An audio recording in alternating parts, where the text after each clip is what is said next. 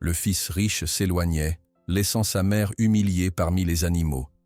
Mais le cheval boiteux s'est avancé d'une manière qui a même figé les ouvriers de la ferme, sous le choc. L'aube teintait à peine le ciel de Bordeaux, lorsque Marguerite Dubois ouvrit les yeux dans la cabane délabrée qui lui servait désormais de demeure. 60 ans de vie avaient creusé son visage, mais n'avaient pas courbé sa nuque ni altéré cette posture qui trahissait encore son passé d'élégance. Elle resta un moment immobile sur son lit étroit, contemplant par la fenêtre minuscule la silhouette majestueuse du château du Bois qui se découpait dans la brume matinale. Là-bas, dans cette demeure qui avait été la sienne pendant 35 ans, son fils Philippe dormait probablement encore, enveloppé dans des draps de lin que ses mains à elle avaient repassés la veille. « Un jour de plus », murmura-t-elle en se levant, ses articulations protestant douloureusement. La cabane du gardien n'avait jamais été conçue pour durer. Henri, son défunt mari, avait toujours parlé de la rénover pour le confort du vieux Marcel, mais n'en avait jamais eu le temps. Et maintenant, c'était elle, Marguerite Dubois, autrefois maîtresse respectée du domaine viticole le plus prestigieux de la région, qui en avait hérité par la grâce cruelle de son fils. 3 ans déjà depuis qu'Henri était parti. 3 ans depuis que Philippe, à 40 ans, avait manipulé le testament, reléguant sa propre mère au rang de domestique avec une aisance qui l'avait glacée jusqu'aux os.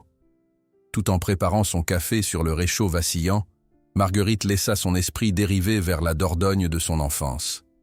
Elle revit son grand-père, Jean, musicien itinérant aux mains calleuses et au sourire éternel, lui tendant pour la première fois son accordéon usé. « Écoute bien, ma petite », lui avait-il dit, ses yeux pétillants sous ses sourcils broussailleux. La musique est un langage que tous comprennent, hommes, bêtes et même les arbres. C'est ainsi que nous parlons aux animaux, dans cette langue que seuls les cœurs comprennent. Le souvenir s'estompa lorsqu'un bruit de moteur la ramena au présent. Par la fenêtre, elle aperçut la Jeep de Philippe se dirigeant vers les vignes, sans doute pour surveiller les préparatifs des vendanges précoces. Marguerite termina rapidement son café et sortit dans l'air frais du matin, son balai à la main. Le pavé de la petite cour attendait son rituel quotidien de nettoyage. Midi approchait quand la cloche du château sonna, signalant l'arrivée d'investisseurs japonais que Philippe courtisait depuis des mois. Marguerite fut appelée à servir le déjeuner, une tâche qu'elle accomplissait désormais avec une docilité apparente qui masquait les tempêtes intérieures. « Mère », l'interpella Philippe lorsqu'elle entra dans la salle à manger avec un plateau de fromage sélectionné. « Expliquez donc à nos invités comment mon père a transformé ce domaine moribond en joyau de Bordeaux. » Son ton était doucereux, presque affectueux aux oreilles étrangères, mais Marguerite reconnaissait cette lueur dans ses yeux, le plaisir pervers de l'humiliation subtile. « Votre père, » commença-t-elle en français puis en anglais approximatif pour les invités, croyait que le vin naît d'abord dans le respect de la terre. « Et dans l'innovation, » coupa Philippe avec un rire forcé. « Ma mère reste attachée aux méthodes anciennes, vous comprenez, charmant, mais improductif. » Les Japonais sourirent poliment, mal à l'aise devant cette tension palpable qu'ils percevaient malgré la barrière linguistique. Marguerite se retira silencieusement, son masque de dignité intact jusqu'à ce que les portes de la cuisine se referment derrière elle. L'après-midi touchait à sa fin lorsque Marguerite, libérée de ses corvées, prit le chemin des écuries. C'était son moment préféré, ces quelques instants volés où elle pouvait s'éloigner du château et de son atmosphère suffocante. Elle longeait les rangées ordonnées de vignes, leurs feuilles commençant à prendre les teintes dorées de septembre, quand des éclats de voix attirèrent son attention. « Ce démon devrait aller à l'abattoir », déclarait Jean-Luc, le contremaître, à un groupe de travailleurs saisonniers qui l'écoutaient avec des expressions mêlant peur et curiosité. « Il a déjà attaqué 3 palefreniers. Trop dangereux pour qu'on s'en occupe. »« De qui parlez-vous » demanda Marguerite en s'approchant. Les hommes sursautèrent, surpris par son apparition silencieuse. Jean-Luc, qui l'avait connue dans sa gloire passée et éprouvait encore un respect réticent pour elle, s'éclaircit la gorge. « De tonnerre, madame, le percheron noir. » Marguerite sentit son cœur se serrer. Tonnerre avait été la fierté d'Henri, un magnifique étalon de traits au caractère doux malgré sa taille imposante. « Que lui est-il arrivé » insista-t-elle. Les hommes échangèrent des regards embarrassés avant que Jean-Luc ne réponde, baissant la voix comme pour une confession. « Monsieur Philippe, il y a eu un incident lors de la visite des Américains le mois dernier. L'animal a refusé d'obéir devant les investisseurs. Monsieur Philippe a perdu patience et... » Il s'interrompit, mais son regard disait tout. « Il l'a battu », conclut Marguerite, sa voix à peine audible. « Avec une cravache métallique », précisa un jeune travailleur espagnol avant que Jean-Luc ne lui fasse signe de se taire. Les tendons de ses pattes arrière sont abîmés. Il boite et devient fou quand quelqu'un approche. Marguerite sentit une douleur sourde se répandre dans sa poitrine. Sans un mot de plus, elle s'éloigna du groupe, suivant instinctivement le chemin vers l'enclos isolé à la périphérie de la propriété, là où on mettait autrefois les animaux malades en quarantaine. Elle le vit de loin d'abord, une silhouette noire majestueuse malgré sa posture défensive. Tonnerre se tenait à l'extrémité de l'enclos, sa robe d'ébène contrastant violemment avec la poussière ocre du sol piétiné. Même à cette distance, elle pouvait voir la méfiance dans chaque ligne de son corps puissant, la façon dont il reportait son poids pour soulager ses pattes arrière blessées. Marguerite s'approcha lentement de la clôture, s'arrêtant à bonne distance. Lorsque Tonnerre remarqua sa présence, ses oreilles se plaquèrent en arrière et un grondement sourd monta de sa gorge, l'avertissement d'un animal qui avait appris à craindre les humains. « Je ne te ferai pas de mal », murmura-t-elle, sachant que ce n'étaient pas les mots qui comptaient, mais l'intention derrière eux. Le cheval piaffa nerveusement, puis tourna le dos, s'éloignant d'un pas irrégulier vers l'abri rudimentaire au fond de l'enclos. Marguerite resta immobile, observant les cicatrices encore visibles sur ses flancs et ses jambes.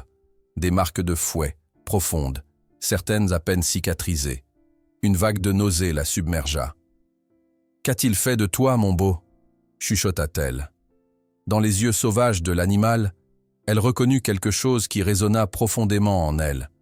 Cette méfiance absolue, cette douleur de la trahison, cette rage impuissante. Elle connaissait ce regard. Elle le voyait chaque matin dans son propre miroir. Pendant les jours qui suivirent, Marguerite revint régulièrement à l'enclos. Toujours à la même heure, toujours avec la même approche tranquille. Elle ne tentait pas de s'approcher, se contentant de s'asseoir sur une souche d'arbre à quelques mètres de la clôture, parfois apportant un livre qu'elle lisait à voix haute, parfois simplement observant l'animal en silence. Un soir, après avoir terminé de servir le dîner au château, où Philippe recevait des négociants parisiens, elle retourna à sa cabane et déverrouilla le vieux coffre en bois qui contenait les quelques trésors qu'elle avait pu sauver de sa vie d'avant. Tout au fond, enveloppé dans un châle de cachemire décoloré, reposait l'accordéon de son grand-père. L'instrument avait connu des jours meilleurs. Le cuir des sangles était craquelé, plusieurs touches jaunies, mais lorsqu'elle le posa sur ses genoux et l'ouvrit délicatement, quelque chose en elle s'apaisa. Ses doigts, raidis par les travaux ménagers, trouvèrent pourtant leur place naturelle sur les touches. Une mélodie simple, une berceuse occitane que son grand-père jouait les soirs d'été, s'éleva dans la cabane silencieuse. Le lendemain, à l'aube, elle emporta l'accordéon avec elle jusqu'à l'enclos. Tonnerre, qui d'habitude l'ignorait ostensiblement, dressa immédiatement les oreilles aux premiers sons de l'instrument. Marguerite joua doucement, les yeux mi-clos, laissant la mélodie flotter dans l'air frais du matin. Le grand cheval noir resta immobile, son regard fixé sur elle, les naseaux dilatés comme pour mieux capturer cette étrange nouveauté. « C'était la chanson préférée de mon grand-père », expliqua-t-elle quand elle a eu terminé, parlant à Tonnerre comme à un vieil ami. Il disait que la musique voyage là où les mots ne peuvent aller. Les jours suivants établirent une routine. Marguerite arrivait à l'aube, s'asseyait sur sa souche et jouait de l'accordéon pendant une demi-heure. Tonnerre, d'abord méfiant, s'approchait un peu plus chaque jour, jamais jusqu'à la clôture, mais suffisamment pour qu'elle puisse voir la curiosité lutter avec la peur dans ses yeux sombres. Quelques travailleurs passant à proximité s'arrêtèrent parfois, intrigués par ce spectacle inhabituel. « La vieille est devenue folle », entendit-elle un jour un jeune vendangeur dire à son compagnon. « Elle perd son temps avec cette bête dangereuse. »« Laisse-la tranquille », répondit l'autre plus âgé. « Elle a perdu plus que tu ne gagneras jamais. » Un matin particulièrement pluvieux, alors que Marguerite se rendait à l'enclos, elle aperçut Philippe observant Tonnerre depuis sa voiture, une expression calculatrice sur son visage. Son cœur se serra. Ce regard, Elle le connaissait, c'était celui qui l'avait eue avant de vendre les bijoux de famille de sa mère sous prétexte qu'ils encombrèrent le coffre-fort. Cette nuit-là, une réception au château accueillait des sommités du monde viticole et quelques célébrités parisiennes. Philippe, dans son élément, paradait entre les invités tandis que Marguerite, vêtue d'une robe noire simple qui soulignait son statut de domestique, servait des coupes de champagne sur un plateau d'argent qui avait autrefois orné sa propre table. « N'est-ce pas charmant ?» entendit-elle Philippe dire à une femme élégante, dont le parfum entêtant la fit vaciller. « Ma mère insiste pour aider, malgré mes protestations. L'âge venant, elle trouve du réconfort dans les tâches simples. » La femme sourit poliment, mais son regard croisa celui de Marguerite avec une lueur de compréhension qui fut presque plus douloureuse que l'humiliation. Puis l'inévitable se produisit.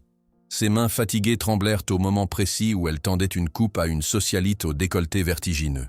Quelques gouttes de champagne éclaboussèrent la robe de soie de la femme, qui poussa un petit cri outré. « Mon Dieu, cette robe est une création unique !»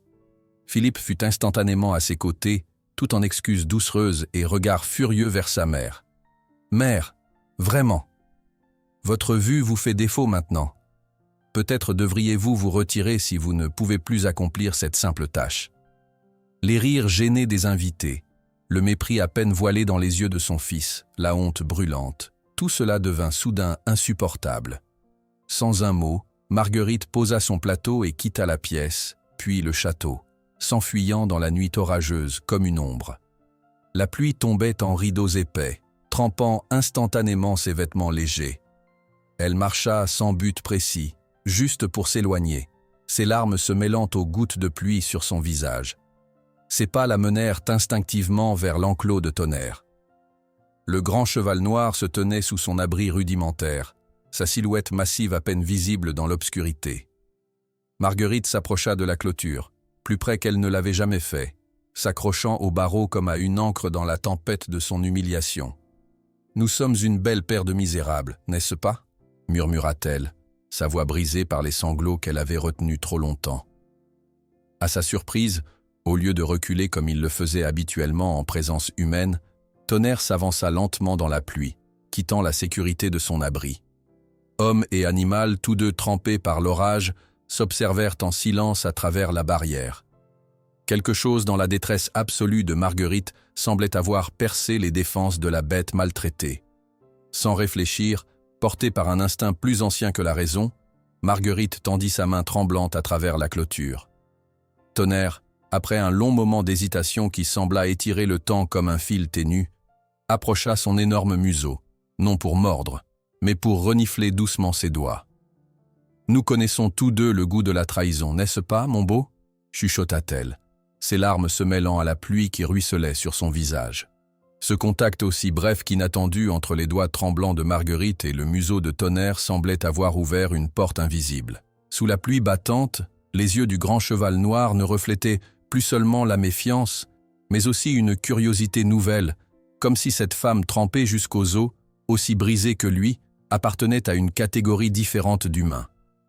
Marguerite retira doucement sa main, le cœur battant à tout rompre. « À demain, mon brave », murmura-t-elle avant de s'éloigner dans la nuit pluvieuse, emportant avec elle la chaleur fugace de ce premier contact volontaire. Bien avant que le soleil ne teinte l'horizon, Marguerite s'éveilla dans sa cabane froide. Son esprit était resté fixé sur ce moment partagé avec Tonnerre. Elle s'habilla rapidement, enveloppant son accordéon dans un tissu imperméable et glissant quelques morceaux de pommes dans sa poche. Dehors, un épais manteau de brume enveloppait les vignes ordonnées qui s'étendaient à perte de vue, leur donnant l'apparence de soldats fantomatiques figés dans l'attente. Le domaine dormait encore quand elle se faufila entre les rangs de ceps, ses pas feutrés par l'herbe humide. Seuls quelques oiseaux matinaux saluaient l'aube imminente, leur tri cristallin perçant le silence cotonneux. Lorsqu'elle atteignit l'enclos, Tonnerre l'observait déjà, comme s'il avait perçu son approche bien avant qu'elle n'apparaisse. Il se tenait à distance raisonnable de la clôture, mais sans l'hostilité manifeste des premiers jours. « Bonjour », dit-elle doucement, sortant son accordéon. « J'ai pensé que nous pourrions commencer la journée avec un peu de musique. » Les premières notes hésitantes s'élevèrent dans l'air frais du matin. C'était une mélodie simple, une chanson traditionnelle occitane que son grand-père jouait pour appeler les chevaux au crépuscule. Ses doigts retrouvaient peu à peu leur agilité d'antan, et la musique gagnait en assurance à mesure que le soleil se levait, dissipant progressivement la brume. La musique est la langue de l'âme. Mon grand-père disait toujours, expliqua-t-elle entre deux mélodies, parlant au cheval comme à un vieil ami. Peut-être est-ce la seule qui n'ait pas encore été souillée par le mensonge. Tonnerre s'était légèrement rapproché, ses oreilles orientées vers la musique. Il ne mangeait pas les morceaux de pommes qu'elle avait déposés près de la clôture, mais il ne s'en éloignait plus systématiquement non plus. Un souvenir remonta à la surface de sa mémoire. Son grand-père assis près d'un cheval sauvage récemment capturé, ne faisant rien d'autre que respirer calmement à ses côtés pendant des heures. Avec les animaux blessés, lui avait-il expliqué, d'abord vient la sécurité, puis la confiance, et seulement alors peut venir la guérison.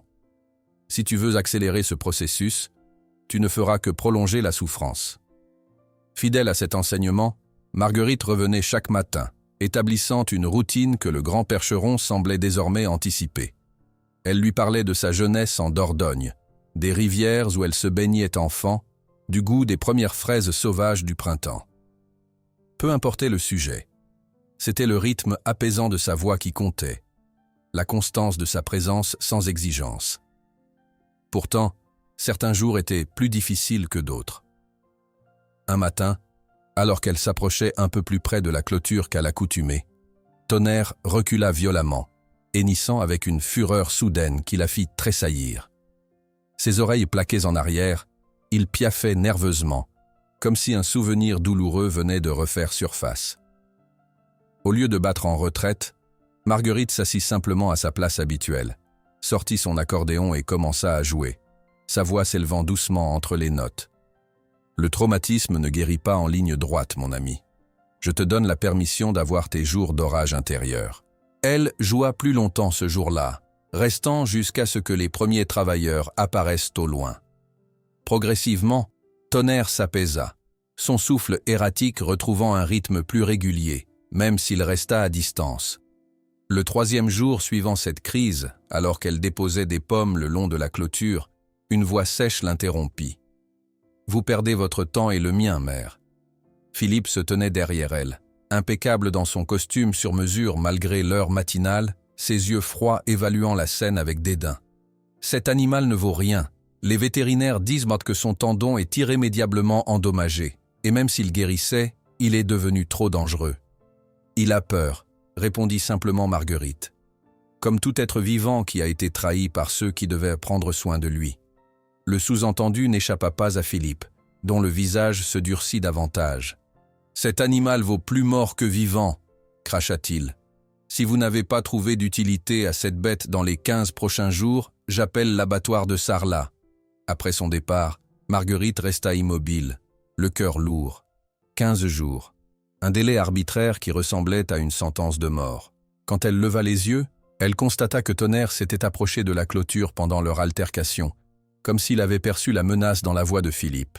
« Ne t'inquiète pas, » murmura-t-elle, bien que sa propre voix trahît son incertitude. « Je ne le laisserai pas te faire du mal. » Mais comment tiendrait-elle cette promesse? Elle, une vieille femme sans ressources, sans alliés, contre son fils tout-puissant sur ses terres. Ce soir-là, alors qu'elle remplissait des bouteilles d'eau pour les chambres d'hôtes, Marguerite surprit une conversation entre deux anciens vignerons. « Tu as vu la vieille dame avec le cheval noir ?» demandait Marcel, dont les mains noueuses témoignaient de 50 ans passés à tailler les vignes. Comme au temps où son père domptait les chevaux en Dordogne. « Philippe veut s'en débarrasser, » répondit Jean, secouant la tête avec dégoût. « Ce garçon n'a aucun respect. Henri doit se retourner dans sa tombe. » Ils se turent en apercevant Marguerite, mais leurs regards étaient empreints d'une compassion qui lui était devenue étrangère. Marcel s'approcha lentement, attendant que les autres travailleurs s'éloignent. « Madame, » dit-il à voix basse, « j'ai connu votre mari pendant 30 ans. C'était un homme bon. Ce qui vous arrive, ce n'est pas juste. » Marguerite sentit sa gorge se nouer. « La vie est rarement juste, Marcel. J'ai des herbes, » poursuivit-il, « pour les tendons abîmés. Ma grand-mère était guérisseuse. Si vous voulez, pour le cheval. Le lendemain, Marguerite trouva près de sa porte un petit sac contenant des plantes séchées et un pot d'onguent à l'odeur forte. Un bout de papier expliquait comment l'appliquer. Ce n'était pas seulement l'aide pratique qui la toucha, mais la preuve qu'elle n'était peut-être pas aussi seule qu'elle le croyait. Au fil des jours, d'autres petits gestes de solidarité se manifestèrent discrètement. Madame Beaufort, la pharmacienne de Saint-Émilion dont le père avait fourni des médicaments à Henri pendant des décennies, lui glissa un sac contenant des anti-inflammatoires lors de sa visite au marché. « Mon père servait votre mari, Madame Dubois », chuchota-t-elle. « Je me souviens qu'il disait toujours que le cœur de cette propriété, c'était vous, pas les vignes. » Jean-Pierre, ancien palefrenier à la retraite, vint un matin examiner discrètement la patte de Tonnerre à travers la clôture. « Le tendon n'est pas rompu, » affirma-t-il, « juste sévèrement enflammé. Avec les bons soins et du repos, il peut guérir. » Ces témoignages silencieux de respect et de solidarité insufflèrent à Marguerite un courage qu'elle croyait perdu. Chaque matin, elle appliquait l'onguent sur la clôture, là où Tonnerre pouvait frotter sa patte blessée. Elle mélangeait les anti-inflammatoires à ses pommes, que le cheval acceptait désormais de manger directement de sa main, à travers les barreaux. Une confiance fragile s'établissait, ponctuée d'avancées et de reculs. Certains jours, Tonnerre permettait qu'elle le touche brièvement. D'autres, il se tenait à distance, méfiant comme au premier jour. Marguerite acceptait ces fluctuations avec une patience infinie, comprenant instinctivement que la guérison, tant physique qu'émotionnelle, suivait son propre rythme mystérieux. Un matin particulièrement froid, alors que l'automne imprimait ses premières morsures dans l'air, Marguerite se sentit inhabituellement fatiguée. Philippe l'avait fait travailler tard la veille, l'obligeant à servir un dîner interminable pour des investisseurs anglais. Ses vieilles articulations protestaient à chaque mouvement. Assise contre un arbre près de l'enclos, elle joua quelques mélodies pour Tonnerre. Mais ses paupières devenaient lourdes. L'accordéon glissa doucement sur ses genoux, tandis qu'elle s'assoupissait, vaincue par l'épuisement. Elle ne sut jamais combien de temps elle dormit ainsi. Ce furent les exclamations étouffées qui la réveillèrent. Ouvrant les yeux, elle découvrit plusieurs travailleurs qui s'étaient arrêtés sur le chemin menant aux vignes, leurs outils suspendus en plein geste, les visages figés dans une expression d'incrédulité absolue. Marguerite comprit pourquoi lorsqu'elle prit conscience de la masse sombre et chaude qui bloquait le vent mordant à ses côtés. Tonnerre, dont l'approche maximale s'était toujours arrêtée à quelques mètres, avait traversé l'espace qui les séparait pendant son sommeil. Le grand cheval noir se tenait maintenant juste à côté d'elle, son corps massif formant un rempart protecteur contre le froid matinal. Les travailleurs qui passaient pour les vendanges s'étaient immobilisés, stupéfaits de voir l'animal tueur montant la garde auprès de la frêle dame endormie, comme un gardien ancestral veillant sur un trésor. Le cœur battant la chamade, Marguerite resta parfaitement immobile, craignant qu'un mouvement brusque ne brise ce moment miraculeux. Puis, avec une lenteur délibérée, elle leva sa main. Tonnerre baissa légèrement la tête, permettant, pour la première fois, un contact complet sur son museau. « Tu me vois vraiment, n'est-ce pas ?» murmura-t-elle, tandis que des larmes silencieuses tracèrent des sillons sur son visage ridé. « Peut-être sommes-nous les seuls ici à vraiment nous voir l'un l'autre. » La nouvelle du lien extraordinaire entre Marguerite et Tonnerre se répandit à travers les vignobles avec la rapidité d'une flamme sur paille sèche. Au marché de Saint-Émilion, entre étals de fromage et cagettes de légumes, les conversations s'interrompaient à son passage pour reprendre en chuchotement animé dès qu'elle s'éloignait. « C'est elle, la dame de l'accordéon », murmurait une marchande de miel à sa voisine, celle qui a apprivoisé le cheval noir. Les rumeurs s'embellissaient à chaque répétition. On racontait que Marguerite parlait aux animaux dans une langue ancienne, que son accordéon avait des pouvoirs mystiques, que Tonnerre s'agenouillait devant elle comme un chevalier devant sa reine. La réalité, bien que moins fantastique, était tout aussi remarquable. Un lien fragile mais grandissant entre deux êtres brisés qui se reconstruisaient mutuellement. Philippe, cependant, voyait cette nouvelle notoriété d'un œil sombre. Un matin, il convoqua tous les ouvriers du domaine dans la cour principale, son visage contracté par une colère à peine contenue. « J'entends des rumeurs ridicules circuler », déclara-t-il, scrutant les visages baissés des travailleurs. « Laissez-moi être parfaitement clair. Quiconque sera pris à aider ma mère dans cette folie avec ce cheval dangereux sera immédiatement licencié, sans indemnité ni recommandation. » Son regard s'attarda sur Marcel et Jean-Pierre, qu'il soupçonnait d'être les principaux complices. Ce domaine n'est pas un refuge pour animaux, c'est une entreprise sérieuse avec une réputation à maintenir. La menace eut l'effet escompté. Lorsque Marguerite se rendit à l'enclos le lendemain, elle trouva le seau d'eau renversé et aucune trace du foin frais que Marcel déposait habituellement. Elle comprit le message. Philippe avait resserré son emprise. Cette même semaine, il lui assigna des tâches particulièrement éprouvantes. Tous les draps de la maison principale devaient être lavés à la main avec une lessive caustique qui brûlait sa peau.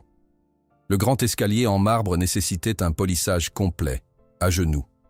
Les cuivres de la salle à manger attendaient d'être astiqués jusqu'à refléter parfaitement la lumière. Ses mains, déjà abîmées par des années de travail, se couvrirent de crevasses douloureuses.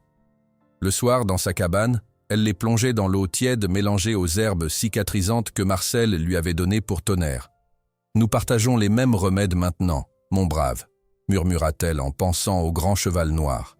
Malgré l'épuisement, elle continuait à se lever avant l'aube pour passer 1 heure avec Tonnerre. Ces moments constituaient désormais son oxygène, la seule chose qui lui donnait la force de supporter le reste. L'animal semblait l'attendre chaque matin, s'approchant de la clôture dès qu'il percevait sa silhouette dans la brume matinale. Un jour, alors qu'elle s'apprêtait à partir, épuisée par une nuit passée à préparer des chambres pour des invités de dernière minute, Tonnerre hennit doucement, comme pour protester contre son départ précipité. Ce simple son, cette manifestation d'attachement, lui donna des larmes aux yeux. « Je reviendrai, je te le promets », dit-elle en caressant son museau à travers la clôture. Philippe, pendant ce temps, manœuvrait dans l'ombre. Un soir, Marguerite l'entendit parler au téléphone dans son bureau, la porte entr'ouverte laissant filtrer des bribes de conversation. 5 000 € si l'animal disparaît discrètement la semaine prochaine. Oui, sans papier. Un abattoir espagnol, parfait. Personne ne posera de questions. Son sang se glaça. Philippe prévoyait de contourner la résistance locale en envoyant Tonnerre à l'étranger. Le temps lui était désormais compté. Cette nuit-là, incapable de dormir, elle se rendit à l'enclos sous un ciel étoilé. Tonnerre s'approcha immédiatement, comme s'il percevait son trouble. « Il veut t'envoyer loin d'ici », murmura-t-elle, enfouissant son visage dans la crinière épaisse du cheval. « Je ne sais pas comment t'empêcher de partir. » Le lendemain, une surprise l'attendait près de sa cabane. Jean-Pierre, l'ancien palefrenier, l'attendait avec une expression déterminée sur son visage buriné. « Madame, j'ai entendu les projets de Monsieur Philippe, » dit-il sans préambule. « Plusieurs d'entre nous sommes prêts à aider, malgré ces menaces. Mais vos emplois... À mon âge, qu'ai-je à perdre ?» sourit-il. « Henri m'a donné du travail quand personne ne voulait d'un homme de 50 ans avec un bras à moitié paralysé. Je lui dois bien ça. » Jean-Pierre n'était pas venu seul. Il apportait un baume spécial pour les tendons et une connaissance précieuse. « Le tendon doit recevoir des compresses chaudes avant le médicament, » expliqua-t-il. « C'est ainsi que mon père soignait les chevaux de trait quand j'étais enfant. Laissez-moi vous montrer. » Pendant qu'il lui enseignait les gestes précis, Marguerite se rappela soudain son grand-père lui montrant des plantes médicinales pour soigner un poulain blessé. « Cette fougère, tu vois, » lui disait-il, « contient la même magie que celle qui guérit nos propres blessures. Nous ne sommes pas si différents des animaux, petite. » Avec les conseils de Jean-Pierre, l'état de Tonnerre s'améliora visiblement. Sa démarche devint plus assurée, et il supportait davantage de poids sur sa jambe blessée. Un matin, après plusieurs tentatives prudentes, il permit enfin à Marguerite de toucher sa patte arrière, un acte de confiance extraordinaire pour un animal si profondément traumatisé. L'histoire de Marguerite et Tonnerre commençait à attirer l'attention au-delà du cercle des travailleurs du domaine. Un jour, alors qu'elle jouait de l'accordéon près de l'enclos, une voiture s'arrêta sur la route adjacente. Un couple de touristes suisses descendit, appareil photo en main. « Excusez-nous », dit la femme en français hésitant. « Nous avons entendu parler de vous au marché. Cette histoire avec le cheval, c'est si touchant. » Avant que Marguerite ne puisse répondre, Philippe apparut, surgissant des vignes comme un prédateur à l'affût. « Ma propriété n'est pas un cirque », aboya-t-il aux touristes surpris. « Veuillez partir immédiatement. » Se tournant vers sa mère, il siffla. « Et vous? N'avez-vous pas des sols à nettoyer plutôt que de vous donner en spectacle ?» Les touristes s'excusèrent et repartirent, mais l'incident n'était qu'un début. D'autres visiteurs apparurent les jours suivants, certains offrant même de l'argent à Philippe pour photographier la dame à l'accordéon et son cheval sauvage pour leur blog de voyage. Cette attention non désirée ne fit qu'attiser la colère de Philippe. Il redoubla d'efforts pour isoler sa mère, l'accablant de travail jusqu'à épuisement. Une semaine particulièrement éprouvante s'acheva par une dégustation importante au château. Des acheteurs américains avaient manifesté leur intérêt pour un contrat d'exportation exclusif, et Philippe avait organisé une soirée somptueuse. Marguerite fut réquisitionnée pour servir, nettoyer, puis ranger des centaines de verres jusqu'à près de minuit. Lorsqu'elle quitta enfin le château, une tempête violente avait éclaté. La pluie tombait en rideaux denses, transformant les chemins de terre en bourbiers traîtres. Épuisée, frissonnante dans sa veste trop légère, Marguerite sentit une fièvre familière s'insinuer dans ses os. Elle avait déjà connu cette sensation l'hiver précédent. Une pneumonie qui l'avait clouée au lit pendant 2 semaines. À mi-chemin de sa cabane, le monde commença à tourner autour d'elle. Ses jambes cédèrent et elle s'effondra dans la boue, la pluie battante martelant son corps fragile. Sa dernière pensée consciente fut pour Tonnerre. Qui s'occuperait de lui si elle ne pouvait plus se lever? Dans son enclos, à plusieurs centaines de mètres, Tonnerre s'agitait inexplicablement. Le grand percheron, habituellement calme par mauvais temps, tournait nerveusement en rond, s'arrêtant fréquemment pour regarder dans la direction du chemin menant à la cabane de Marguerite.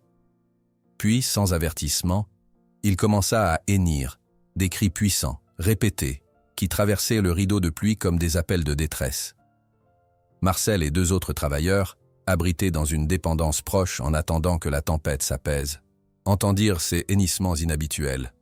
« Jamais entendu un cheval faire un tel vacarme sans raison », marmonna l'un d'eux. « Ce n'est pas normal », confirma Marcel, fronçant les sourcils. « Quelque chose ne va pas. » Poussé par une intuition inexplicable, il enfila son imperméable. « Je vais voir. »« Tu es fou par ce temps ?» Mais Marcel était déjà sorti, suivant la direction vers laquelle Tonnerre semblait concentrer ses appels. Les hennissements du cheval le guidèrent jusqu'à ce qu'il distingue une forme sombre sur le chemin boueux. « Mon Dieu, Madame Dubois !» Il se précipita vers la silhouette inerte de Marguerite, s'agenouillant dans la boue pour vérifier son pouls. Elle respirait encore, mais sa peau brûlait de fièvre. « À l'aide !»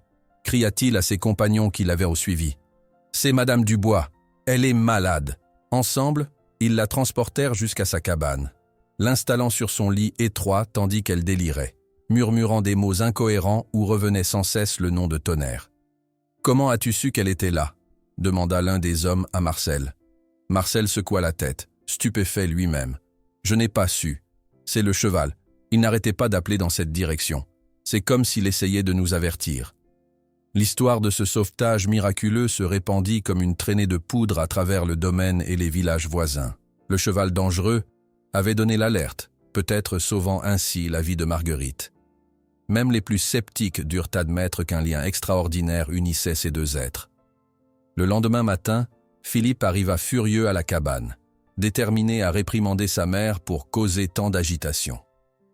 Il poussa la porte sans frapper, une tirade déjà formée sur ses lèvres. Les mots moururent dans sa gorge quand il découvrit qui veillait au chevet de Marguerite. Ce n'était pas Marcel ou l'un des vieux vignerons qu'il pouvait intimider.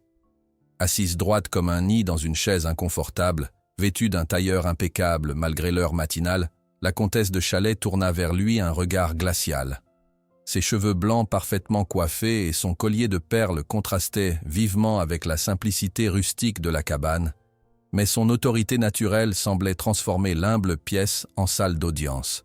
« Monsieur Dubois », annonça-t-elle, ses yeux aristocratiques l'évaluant froidement. « Je crois que nous avons des sujets très sérieux à discuter concernant le testament de votre père. » La comtesse de Chalais, avec sa posture impeccable et son regard perçant, semblait transformer l'humble cabane en salle d'audience. Philippe resta figé sur le seuil, son visage passant de la colère à la stupéfaction, puis à une prudence calculatrice.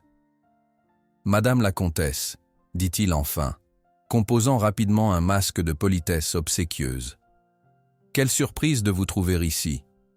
J'ignorais que vous connaissiez ma mère si intimement. Votre père et moi étions amis depuis plus de 4 décennies, monsieur Dubois, répondit-elle froidement. Une amitié dont la profondeur semble vous avoir échappé, tout comme beaucoup d'autres choses essentielles. Marguerite, allongée sous une couverture élimée, observait cet échange avec des yeux brillants de fièvre. La présence de la comtesse dans sa modeste demeure semblait aussi improbable qu'un cygne royal nageant dans une mare de ferme. « Votre mère a besoin de repos », poursuivit la comtesse en se levant, son mètre 65 soudain imposant dans l'espace confiné. « Nous discuterons ailleurs, mon chauffeur attend dehors. » Philippe hésita, clairement déstabilisé par cette prise de contrôle inattendue sur son territoire. Avec un dernier regard vers sa mère, mêlant avertissement et confusion, il suivit la comtesse à l'extérieur. Pendant les jours qui suivirent, Marguerite lutta contre la pneumonie qui s'était installée dans sa poitrine affaiblie. Mais contrairement à sa maladie de l'hiver précédent, elle n'était plus seule. Madame Beaufort venait quotidiennement avec des médicaments, Marcel veillait à ce que son poêle reste alimenté, et la comtesse envoyait chaque matin sa gouvernante avec du bouillon et des draps propres. Le 4e jour, alors que sa fièvre commençait enfin à baisser, la comtesse elle-même revint s'asseoir au chevet de Marguerite. Elle sortit d'un élégant porte-document en cuir une vieille photographie jaunie. « Regardez », dit-elle doucement, tendant l'image à Marguerite. La photo montrait Henri et Marguerite 20 ans plus tôt, debout devant le château en pleine vendange, leurs visages illuminés de ce bonheur simple qui semblait aujourd'hui appartenir à une autre vie. « Henri m'a confié certains documents, ma chère, » expliqua la comtesse, caressant le bord de la photographie. Il craignait que quelque chose comme cela puisse arriver. « Que voulez-vous dire » murmura Marguerite, sa voix encore rauque. « Votre mari n'était pas naïf concernant son fils. Les derniers mois de sa vie, il a pris des dispositions. » La comtesse hésita. Des dispositions que Philippe a apparemment contournées avec une efficacité regrettable. Pendant ce temps, au château, Philippe arpentait nerveusement sa bibliothèque, un verre de cognac à la main malgré l'heure matinale. Sur son bureau s'étalèrent des documents financiers alarmants. Lettres de relance de la banque, rapports de vente en baisse, factures impayées. La vérité que personne ne soupçonnait était que les vignobles Dubois, malgré leur prestige apparent, se trouvaient au bord du gouffre financier. Ses investissements hasardeux dans des start-up parisiennes, ses dépenses extravagantes pour maintenir l'illusion de prospérité, et surtout sa gestion à court terme des vignobles, privilégiant le rendement immédiat à la qualité durable, avaient créé un monstre vorace qui dévorait maintenant les fondations mêmes du domaine. L'intervention de la comtesse ne pouvait pas tomber à un pire moment. Si elle possédait vraiment des documents compromettants, si le testament avait effectivement été manipulé comme elle le suggérait. Son téléphone vibra, interrompant ses sombres réflexions. Un message de son contact espagnol. Confirmation pour l'enlèvement du cheval dimanche à l'aube. 5 000 € cash comme convenu. Philippe sourit malgré son anxiété. Au moins, il pourrait se débarrasser de ce maudit animal qui était devenu le symbole de sa perte de contrôle. Une fois Tonnerre disparu, cette ridicule rébellion prendrait fin d'elle-même. À des kilomètres de là, dans un petit hôtel de Saint-Émilion, Victor Lenoir, un jeune sommelier parisien venu pour la saison des vendanges, regardait avec émotion les images qu'il avait capturées secrètement sur son téléphone. Il avait entendu parler de la dame à l'accordéon lors de sa visite au vignoble Dubois et avait décidé de venir à l'aube pour voir de ses propres yeux cette histoire improbable. Ce qu'il avait filmé dépassait toutes ses attentes. Une femme âgée aux cheveux gris, jouant une mélodie nostalgique sur un vieil accordéon, assise près d'un immense cheval noir qui, contre toute attente, s'était allongé paisiblement à ses côtés comme un chien fidèle. La lumière dorée de l'aube, la brume légère flottant au-dessus des vignes, et cette connexion palpable entre deux êtres brisés créaient une image d'une beauté poignante. « C'est parfait », murmura-t-il en ajoutant un titre simple, « La symphonie du cœur brisé ». Il hésita un instant avant d'appuyer sur « Publier ». Ce n'était pas simplement une jolie histoire, c'était potentiellement une dénonciation du traitement infligé à Marguerite Dubois par son fils. Mais l'indignation l'emporta sur la prudence. Le monde devait voir cela. La vidéo fut d'abord partagée dans des groupes spécialisés en œnologie, où Victor était connu pour ses critiques passionnées. Puis, elle fut reprise par une influenceuse bordelaise sensible à la cause animale. En moins de 48 heures, la symphonie du cœur brisé avait été vue plus de 100 000 fois, suscitant une vague d'émotion et d'indignation à travers la France. À la cabane, ignorant encore le phénomène médiatique qui prenait forme, Marguerite écoutait la comtesse lui expliquer comment Henri avait modifié son testament 3 semaines avant sa mort. « Il voulait que vous conserviez la gestion du château jusqu'à votre propre décès », expliqua la noble dame. Philippe devait recevoir une rente confortable, mais sans pouvoir décisionnel avant ses 50 ans. Henri craignait son impulsivité, son manque de respect pour l'héritage familial. « Comment Philippe a-t-il pu changer cela ?» demanda Marguerite, encore incrédule face à l'ampleur de la trahison. Le notaire de Libourne qui a authentifié le testament était un ami d'université de Philippe. Nous avons des preuves suggérant une substitution de documents après la signature d'Henri. La comtesse soupira. Mes avocats travaillent à établir un dossier solide, mais cela prendra du temps. En attendant, je dois retourner auprès de Tonnerre, interrompit Marguerite, tentant de se redresser malgré sa faiblesse. Je n'ai pas pu le voir depuis 4 jours. Marcel s'est occupé de lui, assura la comtesse. Mais vous n'êtes pas encore assez forte. Vous ne comprenez pas, insista Marguerite. Tonnerre a besoin de constance. L'abandon est ce qu'il craint le plus. Le 6e jour après son effondrement, encore chancelante mais déterminée, Marguerite se dirigea vers l'enclos de Tonnerre. La distance qui lui semblait auparavant si courte s'étirait maintenant comme un chemin de croix, chaque pas exigeant un effort conscient. Lorsqu'elle atteignit enfin la clôture, son cœur se serra. Tonnerre tournait nerveusement en rond, sa démarche saccadée trahissant une agitation profonde. Quand il l'aperçut, il s'arrêta net, les oreilles pointées dans sa direction. « Je suis revenu, mon brave, » murmura-t-elle. « Pardonne-moi cette absence. » Elle remarqua immédiatement que quelque chose n'allait pas. Tonnerre s'approcha avec hésitation, et c'est alors qu'elle vit la nouvelle blessure sur son flanc. Une longue éraflure encore fraîche. « Qui t'a fait ça ?» s'exclama-t-elle, la colère lui donnant momentanément des forces. Une main se posa sur son épaule. Jean-Pierre se tenait derrière elle, son visage buriné grave. « C'est arrivé hier », expliqua-t-il à voix basse. « Philippe est venu avec 2 hommes que je n'avais jamais vus. Ils ont essayé de passer une corde autour de son cou. Tonnerre s'est défendu et s'est blessé contre la clôture en reculant. « Pourquoi ?» demanda Marguerite, bien qu'elle connût déjà la réponse. « J'ai entendu Philippe avec ses hommes hier soir, » continua Jean-Pierre, confirmant ses craintes. Ils parlèrent de chargement et d'abattage rapide, dimanche à l'aube, un camion espagnol. Marguerite sentit un froid glacial l'envahir malgré le soleil automnal. Dimanche, dans 3 jours à peine. La comtesse dit que ses avocats ont besoin de temps, murmura-t-elle, désespérée. Nous n'en avons pas. Alors qu'elle caressait doucement Tonnerre à travers la clôture, essayant de le rassurer malgré sa propre angoisse, un bruit de moteur attira son attention. 3 camionnettes de presse s'engageaient dans l'allée principale du domaine, suivies de plusieurs voitures. « Qu'est-ce que… » commença Jean-Pierre. Un jeune homme s'approchait en courant vers eux, un téléphone à la main. « Madame Dubois ? Je suis Victor Lenoir. C'est moi qui ai partagé votre histoire. Je suis tellement désolé si cela vous cause des problèmes, mais les gens veulent vous aider. » Il lui tendit son téléphone, montrant la vidéo devenue virale et les milliers de commentaires indignés qui l'accompagnaient. Marguerite contempla les images, stupéfaite de voir sa vie privée ainsi exposée, mais aussi touchée par la vague de soutien inattendu.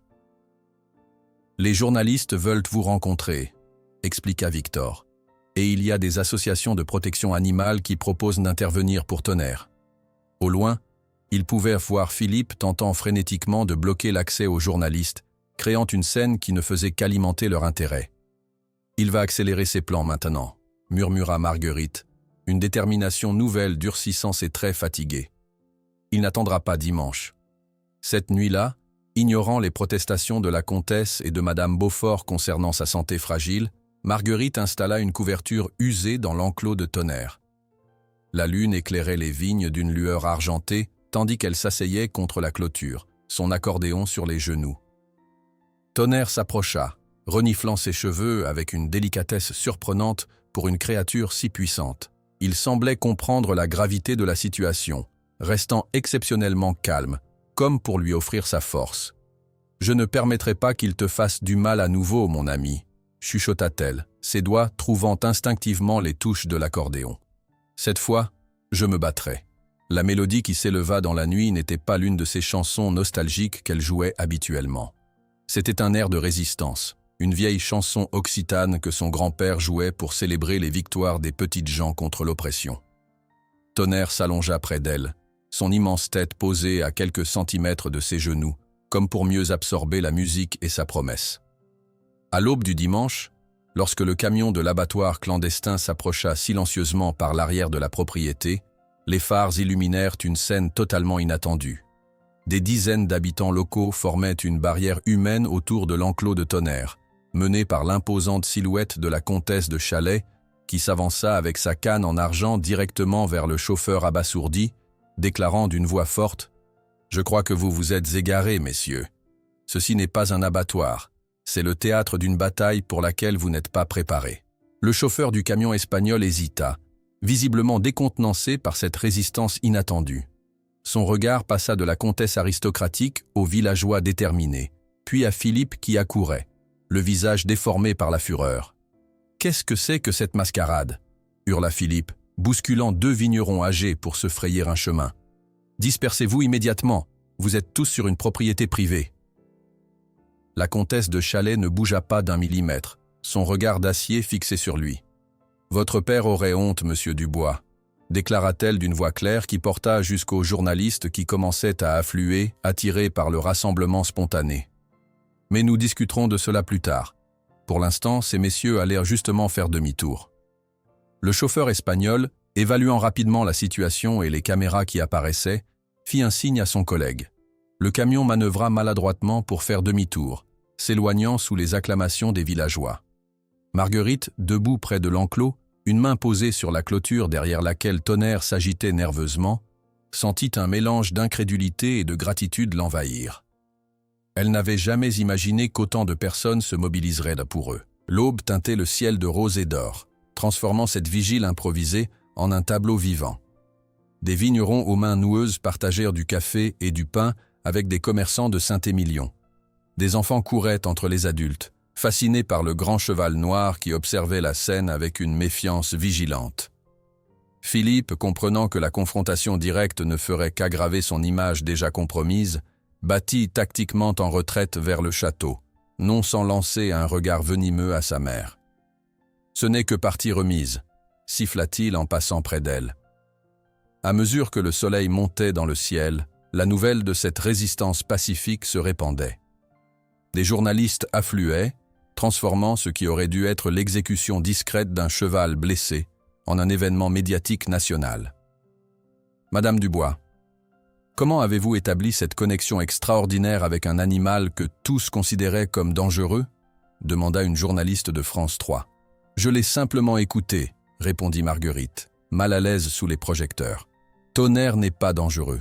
Il a été blessé. Comme nous tous, il a besoin qu'on lui donne le temps de guérir. » D'autres reporters interrogeaient d'anciens employés du domaine, révélant progressivement un schéma troublant sous la gestion de Philippe. Travailleurs immigrés exploités, pratiques viticoles douteuses pour augmenter rapidement la production, et d'autres animaux maltraités avant Tonnerre. Henri traitait les animaux comme sa famille, témoigna un vieil ouvrier. Son fils les voit comme des machines. Quand elles cassent, il les remplace. Pendant ce temps, au château, Philippe élaborait frénétiquement un contre-plan. S'il ne pouvait pas éliminer discrètement Tonnerre, il devait trouver un moyen de prouver publiquement que l'animal était réellement dangereux. Une idée germait dans son esprit, une démonstration qui tournerait l'opinion en sa faveur tout en discréditant les progrès miraculeux que sa mère prétendait avoir réalisés. Quelques heures plus tard, il s'avança vers les journalistes rassemblés, vêtu d'un costume impeccable et arborant un sourire confiant. « Mesdames et messieurs, annonça-t-il, je comprends l'émotion suscitée par cette situation.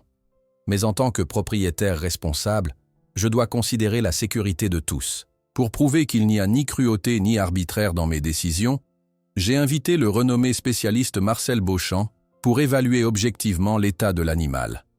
Ce nom fit frémir Marguerite. Beauchamp était tristement célèbre dans le monde équestre pour ses méthodes brutales mais efficaces. Un dompteur de la vieille école qui brisait littéralement l'esprit des chevaux récalcitrants.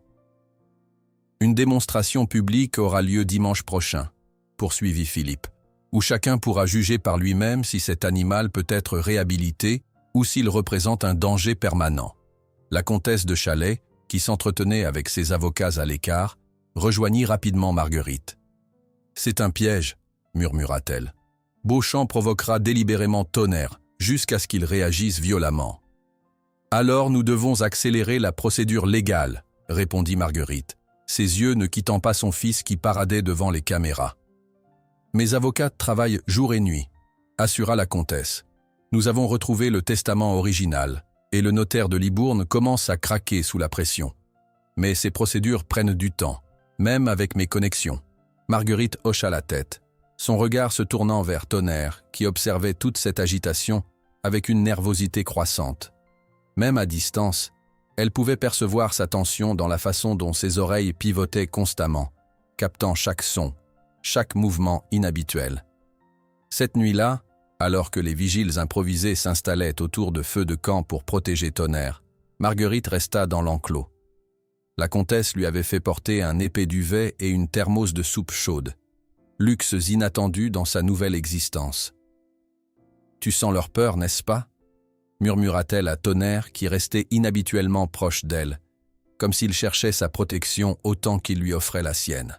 « Mon grand-père disait que les chevaux captent nos intentions bien avant nos actions. » Un souvenir émergea, son grand-père lui montrant un cheval sauvage récemment capturé, expliquant comment l'animal percevait les changements subtils dans la posture, la respiration, même les battements cardiaques des humains. « Ils sont comme des baromètres de l'intention, » disait-il. « Ils lisent le cœur humain mieux que nous ne lisons le leur. » Sous la lueur argentée de la lune, Marguerite examina attentivement le corps de Tonnerre, cherchant d'autres blessures que celles qu'elle avait déjà remarquées sur son flanc. C'est alors qu'elle découvrit, cachée sous la crinière épaisse, une marque qu'elle n'avait jamais vue auparavant, une petite cicatrice en forme de croissant sur son oreille gauche. Le souffle coupé, elle effleura délicatement la marque. Comment avait-elle pu ne pas la remarquer plus tôt?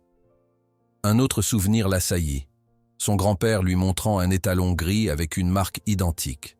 « Vois-tu, ma petite, certains chevaux naissent avec la marque de la lune. Ce sont des esprits anciens, des sages parmi leurs semblables. »« Tu portes la marque de la lune, » chuchota-t-elle à Tonnerre. « Mon grand-père aurait dit que tu es spécial, même parmi les tiens. » Comme en réponse, Tonnerre baissa légèrement la tête, son souffle chaud caressant les mains de Marguerite. Les jours qui suivirent furent marqués par une activité frénétique des deux côtés. La comtesse et ses avocats poursuivaient leur bataille juridique, tandis que Philippe préparait minutieusement sa démonstration publique. Beauchamp arriva 2 jours avant l'événement, accompagné d'assistants et d'un impressionnant arsenal d'équipements de dressage. Marguerite observa avec horreur le déchargement de fouets de différentes longueurs, de morts sévères, d'éperons acérés et de cordes en cuir épais. Beauchamp lui-même, un homme trapu aux épaules larges et au visage buriné par des décennies passées à casser des chevaux difficiles, examina Tonnerre de loin, ses yeux froids, évaluant l'animal comme un adversaire à soumettre. « Un cas typique d'animal qui a été trop gâté », déclara-t-il à Philippe, en observant Marguerite jouer de l'accordéon près de l'enclos. « Ces méthodes sentimentales ne font que renforcer les mauvais comportements. Il doit apprendre qui est le maître. » Incapable de contenir son indignation, Marguerite s'approcha, son corps frêle semblant prendre de l'ampleur sous l'effet de sa colère. « Le seul problème de ce cheval, dit-elle en fixant Beauchamp droit dans les yeux, est d'avoir connu uniquement des maîtres, jamais des amis. » Beauchamp ricana, mais quelque chose dans l'intensité du regard de cette vieille femme le fit reculer imperceptiblement. « Nous verrons dimanche, madame, » répondit-il. « La méthode douce contre la discipline. Que le meilleur gagne. » Pendant ce temps, les journalistes continuaient d'affluer, transformant cette histoire locale en un phénomène national. Certains d'entre eux commencèrent à creuser dans le passé de Beauchamp, découvrant des incidents troublants, des chevaux problématiques qui étaient mystérieusement morts après ses interventions, Des témoignages d'anciens clients décrivant des méthodes d'une brutalité choquante. La veille de la confrontation, Marguerite passa plusieurs heures avec Tonnerre, intensément consciente que ces moments pourraient être leurs derniers ensemble. La pression était écrasante. Comment pourrait-elle protéger ce noble animal contre un système conçu pour le détruire? Le soleil se couchait, teintant les vignes de pourpre et d'or, lorsqu'elle sortit son accordéon pour leur rituel du soir. Mais au lieu de jouer immédiatement, elle observa Tonnerre avec une attention nouvelle. Depuis plusieurs jours, elle avait remarqué quelque chose d'étrange dans son comportement lorsqu'elle jouait certaines mélodies. Il ne se contentait pas d'écouter. Il semblait répondre, ses mouvements suivant subtilement le rythme, ses oreilles marquant les changements de tempo. « Tu danses ?» murmura-t-elle avec émerveillement. Elle commença à jouer, une valse lente que son grand-père aimait particulièrement. Tonnerre dressa les oreilles, puis, à sa stupéfaction, commença à se déplacer latéralement, ses sabots marquant le rythme ternaire avec une précision surprenante. Marguerite modifia légèrement le tempo, plus rapide, puis plus lent. Tonnerre ajusta ses mouvements en conséquence, comme s'il était connecté directement à la musique, ou plutôt à elle à travers la musique. Ce n'était pas un dressage conventionnel, ni même une communication ordinaire. C'était une danse partagée, un langage au-delà des mots, une synchronisation qui transcendait l'entraînement. Sous la lune croissante, Marguerite continua à jouer, observant avec émerveillement cette créature puissante qui répondait à la musique comme à un appel ancien. Chaque note semblait renforcer leur connexion. Chaque mélodie tissait entre eux un lien plus profond que les mots ou même le toucher. Une révélation la frappa soudain avec la force d'une évidence. Ce n'était pas seulement une connexion émotionnelle qu'ils avaient construite, c'était un langage complet, une danse de confiance qui pourrait être leur unique arme contre la cruauté organisée qui les attendait le lendemain. L'aube du jour fatidique se leva sur les vignobles du bois, teintant le ciel d'une lumière ambrée qui contrastait avec l'atmosphère tendue régnant sur la propriété. Dès les premières heures, une agitation inhabituelle animait les lieux, transformant les paisibles étendues de vignes en une scène quasi théâtrale. Des ouvriers sous la direction de Philippe montaient une arène improvisée dans la cour principale du château, installant des barrières métalliques en cercle parfait, comme pour un spectacle taurin. Marguerite observait ces préparatifs depuis l'enclos de Tonnerre, son cœur battant d'appréhension. La nuit avait été courte, passée à peaufiner ce qui ressemblait moins à un plan qu'à un acte de foi. La découverte de cette communication rythmique avec Tonnerre lui offrait une lueur d'espoir, mais suffirait-elle face à la brutalité méthodique de Beauchamp? « Aujourd'hui, notre destin sera décidé, mon brave, » murmura-t-elle en enlaçant le cou puissant du percheron. « Quel qu'il soit, nous l'affronterons ensemble. » Tonnerre frémit sous sa caresse, ses naseaux dilatés captant l'odeur inhabituelle de la peur sur cette femme habituellement si calme. Ses propres muscles se tendirent en réponse, une mémoire corporelle ravivant le souvenir de la douleur, de la trahison. Pourtant, il resta immobile, comme s'il puisait dans la présence de Marguerite une force tranquille, que ses instincts lui ordonnaient pourtant de fuir. Au loin, une procession de véhicules commençait à s'engager dans l'allée principale. Presse internationale, curieux des villages voisins, défenseurs des droits des animaux alertés par la vidéo virale. Le château du Bois, habituellement sanctuaire d'élégance discrète, se transformait en arène médiatique où se jouerait un drame bien plus profond que la simple réhabilitation d'un cheval.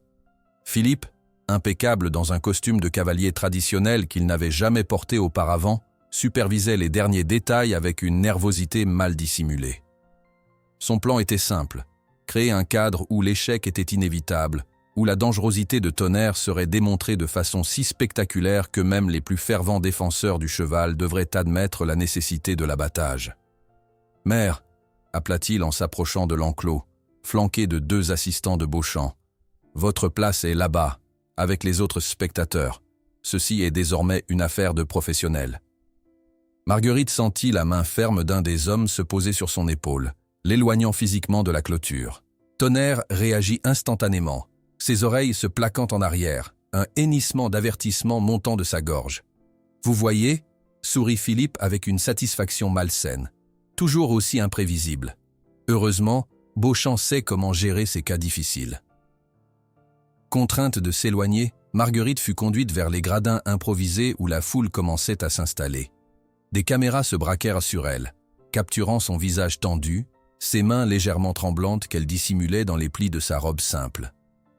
C'est alors qu'une femme d'une cinquantaine d'années, au port altier et au regard d'une intelligence vive, vint s'asseoir discrètement à ses côtés. « Madame Dubois » murmura-t-elle. « Je suis Claire Monteil, directrice du Centre équestre thérapeutique de Camargue. Votre travail avec Tonnerre est extraordinaire. » Marguerite dévisagea l'inconnu avec surprise. « Comment ?»« La vidéo, bien sûr, mais au-delà des images, ce que j'ai vu. » Claire hésita, cherchant ses mots. « Ce que vous avez accompli défie toutes les méthodes conventionnelles. C'est exactement ce que nous cherchons à développer dans notre centre. » Tandis que Claire lui expliquait rapidement leur approche, Marguerite entrevit pour la première fois une possibilité qu'elle n'avait jamais osé imaginer. Un futur pour Tonnerre, pour elle-même peut-être, au-delà de cette confrontation. Nous accueillons des enfants autistes, des vétérans souffrant de stress post-traumatique et des chevaux rescapés de situations terribles, poursuivit Claire. Votre approche intuitive pourrait transformer bien des vies. Leur conversation fut interrompue par l'arrivée de Beauchamp dans l'arène. Le dompteur salua la foule avec la confiance d'un torero, son équipement soigneusement disposé sur une table à sa gauche, fouet de différentes longueurs, cordes, une selle lourde ornée de pointes métalliques destinées à corriger les comportements indésirables. « Mesdames et messieurs » annonça-t-il, sa voix portant facilement dans l'espace clos. « Vous allez assister aujourd'hui à la différence entre sentimentalisme et professionnalisme. Ce cheval, comme tous les animaux, doit comprendre qui est le maître. » Pendant ce temps, à l'écart de la foule, la comtesse de Chalais tentait frénétiquement d'attirer l'attention du juge local, invité par Philippe comme invité d'honneur à cette démonstration. Elle tenait fermement une serviette en cuir contenant des documents qu'elle savait explosifs, preuves irréfutables de la manipulation du testament, expertises graphologiques à l'appui. « Monsieur le juge », insistait-elle, « avant que cette mascarade ne commence, vous devez prendre connaissance de ces éléments. Il s'agit d'une question de justice fondamentale. » Mais le magistrat, visiblement mal à l'aise, semblait réticent à s'engager dans une confrontation directe avec l'hôte de l'événement. Dans l'arène, le moment redouté arrivait. 2 assistants s'approchaient de l'enclos de Tonnerre, équipés de longues perches à l'assaut. Le grand cheval noir, sentant le danger, se cabra immédiatement, ses yeux roulants de panique. Il fallut 3 hommes et plusieurs tentatives douloureuses pour finalement le contraindre à entrer dans l'arène, où il tournait maintenant nerveusement, ses sabots soulevant des nuages de poussière, son corps entier vibrant d'une terreur à peine contenue. La foule réagit diversement. Exclamations de pitié, murmures d'appréhension, quelques applaudissements encourageant Beauchamp qui s'avançait maintenant, fouet en main. « Premier principe, expliqua-t-il comme un professeur devant ses élèves, établir sa dominance. Le premier coup de fouet claqua, ne touchant pas directement Tonnerre mais suffisamment proche pour le faire sursauter violemment. Les assistants tentèrent alors de placer une tétière rigide, provoquant une résistance immédiate du cheval qui se cabra puissamment. « Vous voyez » commenta Beauchamp à l'intention du public. Aucun respect de l'autorité, typique d'un animal trop longtemps laissé à ses instincts. Marguerite serrait les poings si fort que ses ongles s'enfonçaient dans ses paumes. Chaque mouvement paniqué de Tonnerre, chaque recul terrifié lui transperçait le cœur. Elle savait ce qu'il revivait. La douleur, la trahison, l'incompréhension totale face à cette cruauté gratuite. Claire posa une main apaisante sur son bras. « Ne regardez pas le cheval effrayé », murmura-t-elle. « Regardez l'être magnifique qu'il pourrait redevenir. C'est cela qu'il faut maintenir dans votre esprit. » Un second coup de fouet, plus direct cette fois, arracha un hennissement déchirant à Tonnerre. Quelque chose se brisa en Marguerite, une barrière invisible qui avait contenu sa rage, sa douleur, sa révolte silencieuse pendant ces 3 longues années d'humiliation. Sans réfléchir, mue par une force qui semblait dépasser sa frêle constitution, elle se leva d'un bond et courut vers l'arène. 2 gardes tentèrent de l'intercepter, mais elle se faufila entre eux avec l'agilité désespérée d'une mère courant vers son enfant en danger. « Arrêtez-la » hurla Philippe, comprenant trop tard ce qui se passait. Mais Marguerite avait déjà sauté par-dessus la barrière basse, atterrissant dans l'arène dans un nuage de poussière. Un silence stupéfait s'abattit sur l'assemblée, comme si le temps lui-même suspendait son cours. « Madame, c'est dangereux !» cria quelqu'un dans la foule. Ignorant tout, les cris, les avertissements, la présence menaçante de Beauchamp, Marguerite marcha droit vers le centre de l'arène. D'un geste calme, elle sortit son vieil accordéon de la sacoche en tissu qu'elle n'avait pas quitté et commença à jouer. La mélodie qui s'éleva était douce, fragile presque, celle que son grand-père jouait lors des nuits d'été de son enfance en Dordogne. Les notes semblaient incongrues dans cette atmosphère de tension, comme un ruisseau paisible traversant soudain un champ de bataille. Tonnerre, encore agité, pivota vers la source du son. Ses yeux sauvages trouvèrent ceux de Marguerite. Pendant un long moment, il sembla que le temps s'arrêtait. Beauchamp, décontenancé mais toujours sûr de lui, recula lentement. « Cette femme va se faire tuer », murmura-t-il, assez fort pour être entendu des premiers rangs. « Ce cheval est imprévisible dans cet état. » Marguerite continuait à jouer, des larmes silencieuses coulant sur son visage ridé. Ses doigts trouvaient instinctivement les notes, comme guidés par une mémoire plus ancienne que sa conscience. « Je suis là, mon brave. Je suis toujours là », chuchota-t-elle en français entre deux phrases musicales. La foule retenait son souffle, les caméras capturant chaque seconde de cette scène extraordinaire. Philippe, sur le point d'ordonner une intervention forcée, fut retenu par la comtesse qui avait saisi son bras avec une force surprenante pour son âge. « Regardez », ordonna-t-elle simplement. Au centre de l'arène se jouait maintenant un drame silencieux, une conversation sans mots entre deux êtres. Tonnerre, immobile, regardait alternativement Beauchamp avec son fouet et Marguerite avec sa musique. Son corps puissant tremblait légèrement, comme sous l'effet d'une décision impossible. Puis, avec une lenteur délibérée qui semblait chargée de sens, le grand cheval noir fit un pas vers Marguerite, puis un autre. Chaque mouvement paraissait conscient, choisi, une déclaration plus puissante que n'importe quel discours. Claire Monteil, debout près de la barrière, filmait frénétiquement avec son téléphone. « C'est exactement ce que nous faisons en Camargue », expliquait-elle à un journaliste stupéfait à ses côtés. « Communication véritable, pas domination. » Lorsque le museau de Tonnerre toucha doucement l'épaule de Marguerite, un geste de reconnaissance qui semblait impossible quelques minutes plus tôt, un murmure collectif parcourut l'assistance. Même les plus sceptiques ne pouvaient nier ce qu'ils voyaient. Un animal prétendument sauvage, choisissant délibérément la gentillesse plutôt que la peur. À l'écart, la comtesse avait finalement réussi à attirer le juge dans un coin isolé. « Comme vous pouvez le constater, Excellence », disait-elle en lui présentant les documents. « La signature a été clairement falsifiée. L'expertise graphologique est formelle. » Le magistrat parcourait les papiers, son expression passant de la surprise à la consternation. « Si ces documents sont authentiques, Madame la Comtesse, c'est extrêmement grave. » Pendant ce temps, dans l'arène, Philippe voyait son plan s'effondrer spectaculairement. L'image de sa mère, cette femme qu'il avait systématiquement humiliée et marginalisée, debout au centre de l'attention, recevant l'admiration silencieuse d'une foule conquise, lui était insupportable. Aveuglé par la rage et l'humiliation, il arracha une longue baguette des mains d'un assistant et sauta dans l'arène. « Assez de cette comédie !»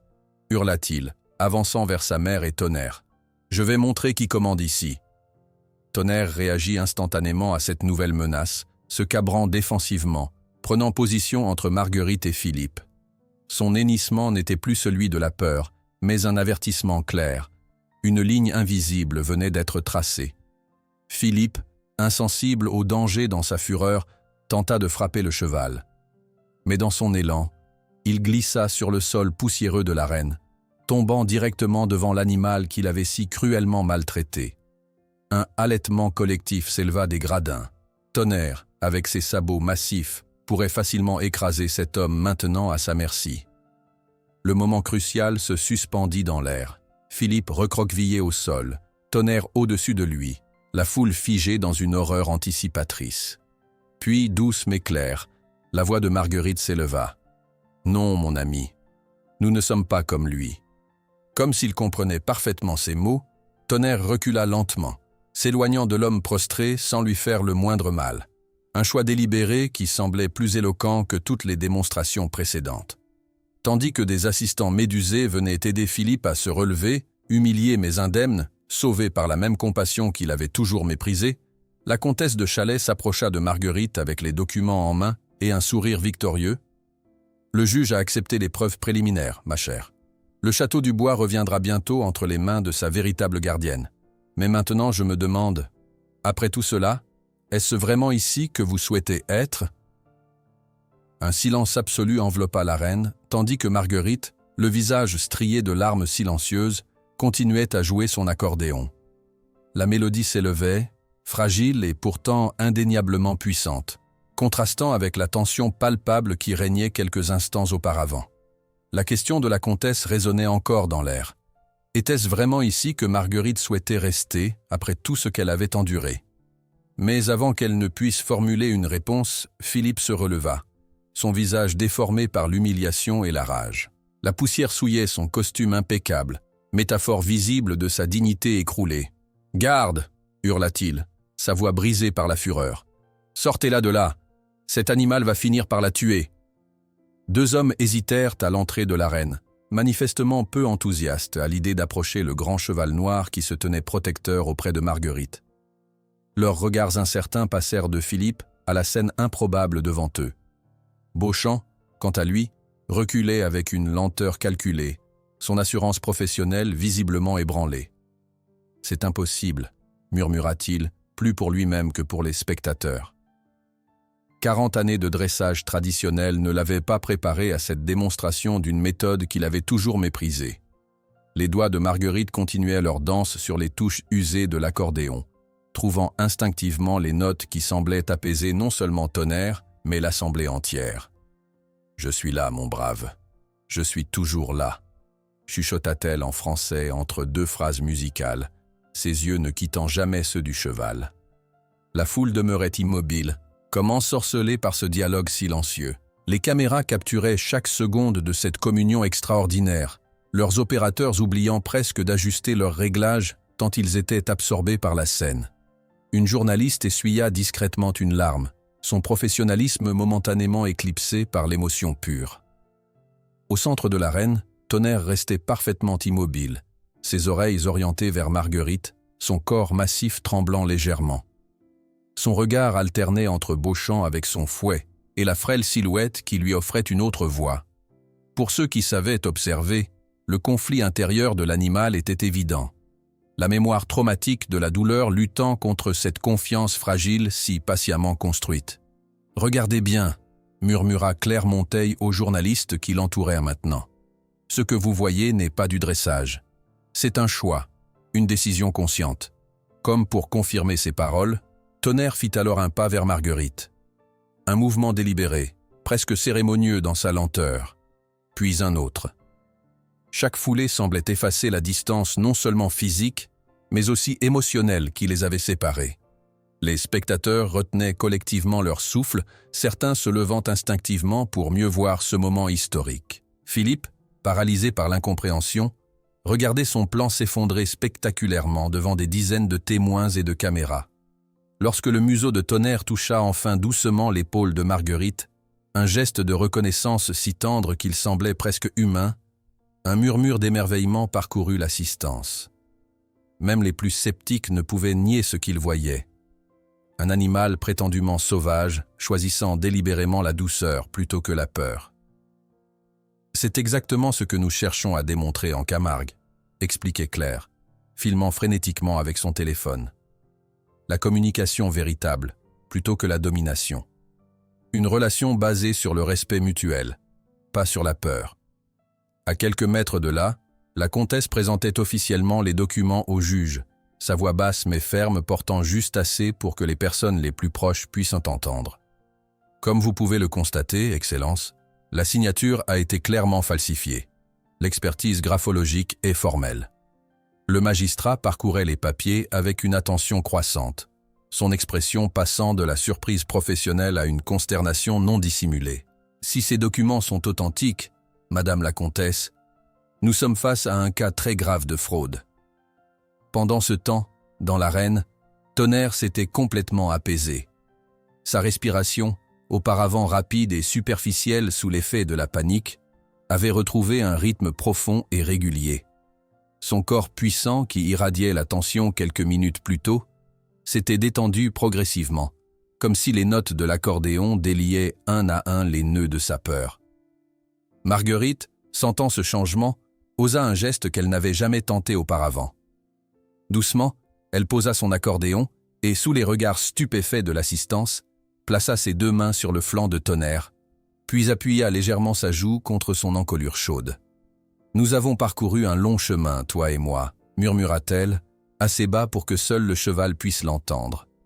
Ce moment d'intimité fut brutalement interrompu par Philippe, qui, incapable de supporter cette défaite publique, franchit à nouveau la barrière, s'emparant au passage d'une longue cravache abandonnée par Beauchamp. « Assez de cette mascarade !»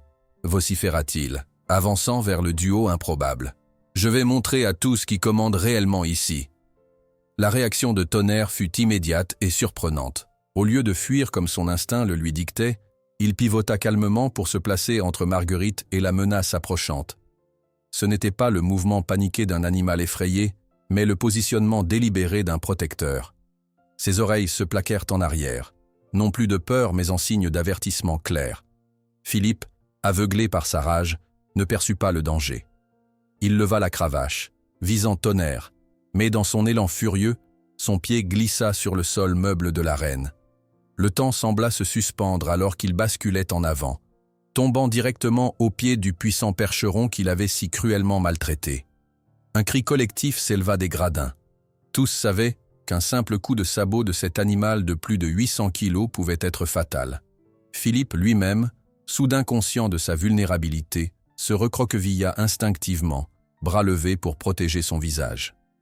Tonnerre baissa la tête vers l'homme prostré, ses naseaux frémissants captant l'odeur de la peur qui émanait maintenant de son ancien tortionnaire.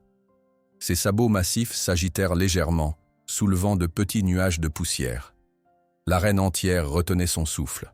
C'est alors que la voix de Marguerite s'éleva, douce mais parfaitement audible dans le silence tendu.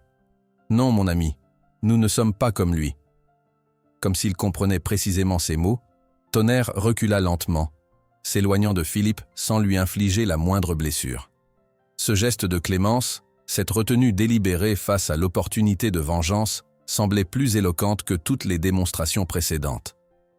La foule explosa en applaudissements spontanés, tandis que deux assistants médusés venaient aider Philippe à se relever. Son visage, blanc comme la craie, portait l'empreinte indélébile de cette humiliation publique. Il venait d'être épargné par la même compassion qu'il avait systématiquement méprisée et bafouée.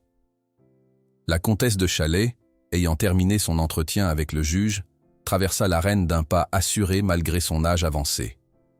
Elle rejoignit Marguerite qui caressait doucement l'encolure de Tonnerre, un geste simple qui semblait effacer momentanément les 3 années de souffrance partagées. « Le juge a accepté les preuves préliminaires », annonça la comtesse, son visage aristocratique illuminé par un sourire triomphant. « Il ordonne la suspension immédiate de toute transaction concernant cette propriété jusqu'à l'examen complet du dossier. Mais d'après son expression, je dirais que la bataille est pratiquement gagnée. » Marguerite acquiesça silencieusement, une gratitude muette dans ses yeux fatigués. Pourtant, malgré cette victoire imminente, une étrange mélancolie l'habitait. Son regard parcourut le domaine qui avait été sa maison pendant plus de 3 décennies. Les vignes ordonnées s'étendant jusqu'à l'horizon, le château majestueux avec ses pierres dorées par le soleil, les caves fraîches où Henri lui avait appris à discerner les subtilités des grands crus. La comtesse, percevant son hésitation, posa délicatement une main gantée sur son bras. « Le château du Bois reviendra bientôt entre les mains de sa véritable gardienne, » dit-elle doucement. « Mais maintenant, je me demande, après tout ce que vous avez traversé, est-ce vraiment ici que vous souhaitez être ?» Cette question résonna profondément en Marguerite. Elle observa Tonnerre, remarquant comment ses muscles, autrefois perpétuellement tendus par l'anticipation de la douleur, s'étaient détendus en présence de la foule. Pourtant, elle percevait encore cette vigilance constante dans son regard, cette impossibilité d'oublier complètement les traumatismes subis en ces lieux. « Parfois, répondit-elle enfin, guérir véritablement nécessite non seulement de nouvelles méthodes, mais aussi de nouveaux horizons. Claire Monteil s'approcha respectueusement, attendant que la comtesse lui fasse signe d'avancer. « Madame Dubois, notre centre en Camargue accueillerait avec joie Tonnerre. Et vous? Nous travaillons avec des enfants autistes, des vétérans souffrant de stress post-traumatique et des chevaux rescapés de situations terribles. Votre approche pourrait transformer tant de vies. » Tandis que Philippe était escorté hors de l'arène, humilié mais physiquement indemne, sauvé par cette même compassion qu'il avait toujours considérée comme une faiblesse, la comtesse de Chalais tendait à Marguerite les documents légaux, un sourire victorieux illuminant son visage aristocratique. « Le juge a accepté l'évidence préliminaire, ma chère. Le château Dubois retournera bientôt aux mains de sa véritable gardienne. Mais maintenant, je me demande, après tout cela, est-ce vraiment ici que vous désirez être ?» Les jours qui suivirent la confrontation dans l'arène furent marqués par une effervescence inédite au domaine Dubois.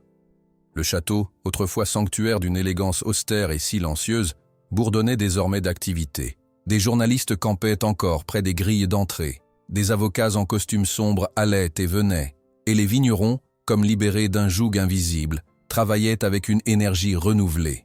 Dans la chambre principale du château, que Marguerite n'avait pas occupée depuis la mort d'Henri, elle se tenait maintenant devant la fenêtre, observant les vignes qui s'étendaient jusqu'à l'horizon. Les premiers rayons du soleil automnal caressaient les feuilles rougissantes, créant une mosaïque de couleurs qui avait toujours apaisé son âme. Le tribunal régional de Bordeaux a accéléré la procédure, annonça la comtesse qui venait d'entrer, un dossier à la main. La pression médiatique a ses avantages. Le testament falsifié a été officiellement invalidé ce matin. Marguerite hocha simplement la tête, son regard toujours fixé sur le paysage. Cette victoire juridique, qui aurait dû lui apporter une satisfaction immense, laissait dans son cœur un sentiment étrangement mitigé. « Philippe » demanda-t-elle doucement. « Escorté par la police il y a 1 heure », répondit la comtesse. « Il fait face à des accusations de fraude et de maltraitance animale. Son avocat tente de négocier, mais avec les preuves accumulées. » La comtesse s'interrompit en voyant une larme silencieuse couler sur la joue ridée de Marguerite. Cette réaction déconcertante face à la chute de l'homme qui l'avait si cruellement traité témoignait d'une complexité émotionnelle que peu pouvèrent comprendre. « C'est mon fils », murmura Marguerite. Malgré tout, en bas, sous la fenêtre, une dizaine de journalistes s'étaient rassemblés, criant des questions dès qu'ils aperçurent son visage. « Madame Dubois, quels sont vos plans pour le château ? Et pour Tonnerre ?» Incapable de répondre, elle s'éloigna de la fenêtre. Ces questions, pourtant simples, touchaient au cœur d'un dilemme qu'elle n'avait pas encore résolu. Maintenant que le domaine lui était légitimement rendu, que devait-elle en faire? Et plus important encore, que devait-elle faire de sa propre vie, de ce temps précieux qui lui restait? Plus tard dans la journée, Marguerite parcourut les allées entre les vignes, ses doigts effleurant les feuilles, comme ceux d'un musicien retrouvant un instrument longtemps abandonné. Chaque cep lui semblait familier et étranger à la fois. Un souvenir émergea, net et précis comme s'il datait d'hier. Henri, 30 ans plus tôt, l'emmenant visiter leur nouvelle acquisition. « Ces vignes sont comme notre famille », lui avait-il dit, son visage illuminé par la passion. « Leurs racines s'ancrent ici, mais leurs fruits voyagent à travers le monde. » Cette pensée la ramena à l'offre de Claire Monteil. La directrice du centre équestre thérapeutique était revenue le lendemain de la confrontation, apportant des photographies de leur installation en Camargue.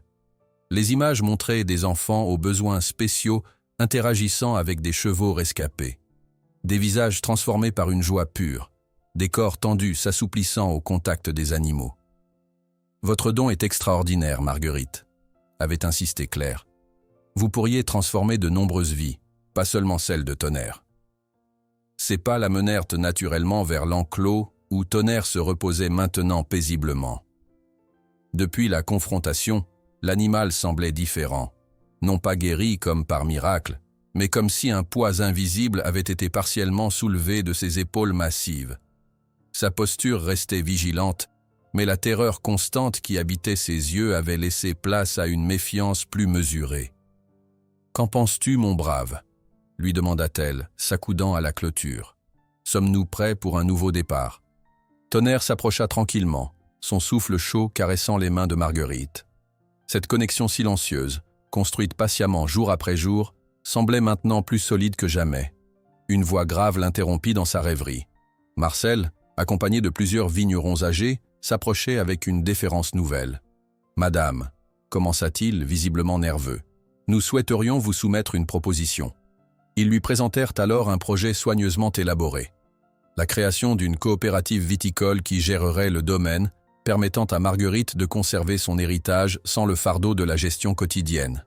Le monsieur Henri parlait souvent de la terre appartenant à ceux qui la travaillent, expliqua Marcel, son regard fixé sur ses mains calleuses. Nous pourrions honorer sa vision tout en préservant la qualité qui a fait la réputation des Dubois. Le soir venu, dans le bureau qui avait appartenu à Henri, la comtesse conseillait Marguerite pendant qu'elles examinaient ensemble la proposition des vignerons. « C'est une solution élégante », admit la comtesse, reposant les documents sur l'imposant bureau en acajou. Parfois, préserver un héritage signifie le confier aux mains appropriées, pas nécessairement le garder dans les siennes. Marguerite acquiesça, sentant le poids de la décision qui mûrissait en elle. « Et Tonnerre. L'offre de Claire Monteil me semble idéale, » répondit la comtesse. « Ce centre en Camargue lui offrirait l'espace et la sécurité dont il a besoin. Et vous ?» Elle hésita, choisissant soigneusement ses mots. « Ma chère, après tout ce que vous avez traversé, peut-être méritez-vous aussi un nouveau départ. » Le lendemain, au lever du soleil, Marguerite prit une décision qui la surprit elle-même par son audace. Elle demanda à Jean-Pierre de l'aider à préparer Tonnerre pour une première montée. Pas avec une selle conventionnelle ou un mors, simplement une corde légère comme guide, plus un symbole qu'une véritable contrainte. « Vous êtes sûre, madame ?»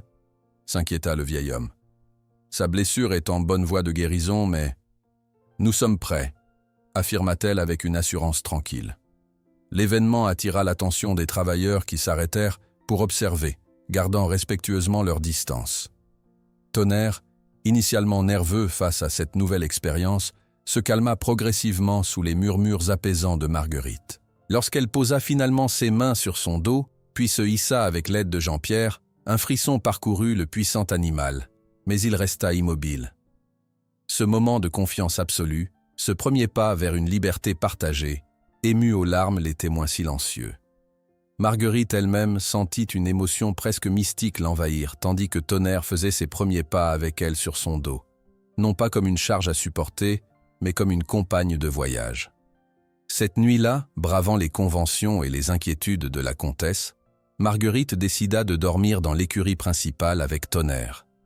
Allongée sur un lit de paille fraîche, bercée par la respiration profonde de l'animal, elle s'abandonna à un sommeil plus paisible qu'elle n'en avait connu depuis des années. Dans ses rêves, elle vit des chevaux galopant librement dans les marais de la Camargue, leurs silhouettes se découpant sur un coucher de soleil flamboyant. L'image était si vivide, si libératrice, qu'elle se réveilla avec le sentiment d'avoir reçu un message.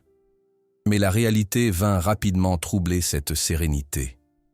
Madame Beaufort arriva au petit matin, le visage grave. « Philippe a été libéré sous caution », annonça-t-elle sans préambule.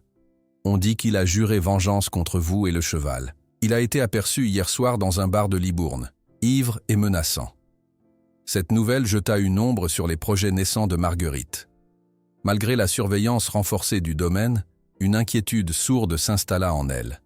La menace représentée par son fils, un homme brisé par l'humiliation et potentiellement dangereux, planait comme un nuage toxique. Le lendemain matin, un incident troublant confirma ses craintes. Tonnerre, habituellement calme depuis leur percée émotionnelle, se montra inexplicablement agité. Il refusait d'entrer dans l'écurie, hennissant nerveusement et tirant Marguerite vers le portail avec une insistance inhabituelle. Intriguée par ce comportement, elle suivit son instinct, laissant l'animal la guider. Tonnerre la conduisit directement vers l'arrière de l'écurie où, dissimulée sous un tas de paille, elle découvrit une preuve alarmante. Une boîte d'allumettes récemment utilisée, à côté de matériaux inflammables soigneusement disposés. « Il était ici », murmura-t-elle, frissonnant malgré la douceur de la matinée. Il a essayé de... Elle n'acheva pas sa phrase, mais Tonnerre sembla comprendre l'implication, son corps puissant frémissant d'une tension renouvelée. Cette découverte rendait la menace tangible, transformant une peur abstraite en danger concret. Tandis qu'elle signalait la découverte aux gendarmes appelés en urgence, une certitude s'ancrait dans son esprit. Ce n'était pas seulement une question de préférence ou d'opportunité, c'était désormais une nécessité de protection, tant pour elle que pour Tonnerre. Ce soir-là, assise dans la bibliothèque avec la comtesse et Claire Monteil, Marguerite exposa sa décision. « La coopérative gérera le domaine », déclara-t-elle avec une fermeté qui surprit ses interlocutrices. « Une partie des bénéfices financera le centre équestre en Camargue, où Tonnerre et moi nous installerons dès que possible. »« Êtes-vous certaine ?» demanda doucement la comtesse. « Ce château est votre maison depuis si longtemps. » Marguerite s'approcha de la fenêtre, observant les premières étoiles apparaître dans le ciel crépusculaire. « Une maison n'est pas faite de pierre, mais de paix, » répondit-elle simplement. Sa décision prise, les événements s'enchaînèrent avec une rapidité surprenante. Les documents furent signés, les arrangements conclus, et en l'espace de quelques semaines, les préparatifs pour leur départ étaient finalisés. La veille de leur départ, Marguerite emmena Tonnerre pour une dernière promenade dans les vignes qui avait été le cadre de leur renaissance commune. Le soleil couchant baignait le paysage d'une lumière dorée, conférant au lieu une beauté presque douloureuse. Alors qu'elle enlaçait le cou puissant de Tonnerre, sentant sous ses doigts les cicatrices qui commençaient à s'estomper, elle réalisa que sa propre guérison suivait un chemin parallèle. Les blessures resteraient toujours visibles pour qui saurait les voir, mais elles n'étaient plus le centre de leur existence. « Peut-être est-il temps pour nous deux de découvrir comment vivre sans peur, mon brave, » murmura-t-elle, sa décision se cristallisant dans la certitude tranquille de faire le bon choix. 5 mois plus tard, sous le soleil doré du crépuscule en Camargue, Marguerite observait Tonnerre galopant librement avec d'autres chevaux rescapés, son ancienne claudication presque imperceptible désormais.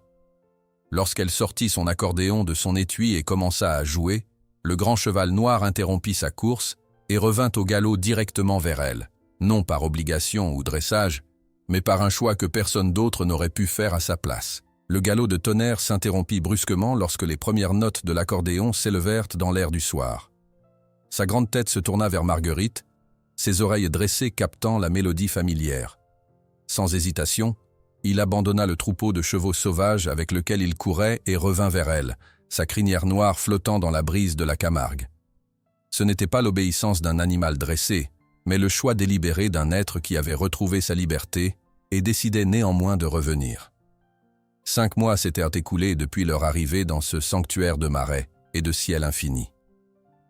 Le centre équestre thérapeutique de Claire Monteil, niché entre les étangs miroitants et les plaines herbeuses, avait offert à Marguerite et Tonnerre bien plus qu'un refuge, une renaissance. L'aube se levait sur une journée qui promettait d'être particulièrement chargée. Depuis sa petite maison de plain-pied aux volets bleu lavande, Marguerite observait les premiers rayons du soleil illuminer les silhouettes des flamants roses qui se nourrissaient dans les eaux peu profondes. À côté d'eux, plusieurs chevaux sauvages de Camargue, petits et blancs comme des fantômes, contrastaient avec la majestueuse stature noire de Tonnerre qui paissait tranquillement parmi eux. « Qui aurait cru que tu t'adapterais si bien à cette vie sans barrière ?» murmura-t-elle, savourant son café à la fenêtre ouverte.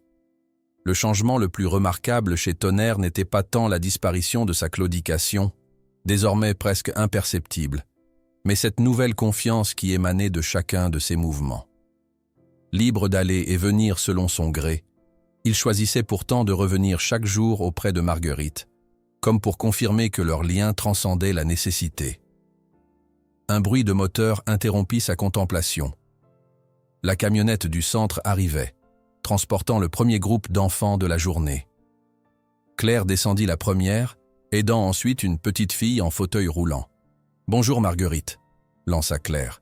« Nous avons une nouvelle aujourd'hui. Voici Léa, 7 ans. Elle ne parle pas depuis un accident de voiture l'année dernière. » La fillette, menue dans son fauteuil trop grand, gardait les yeux obstinément baissés, ses mains crispées sur les accoudoirs.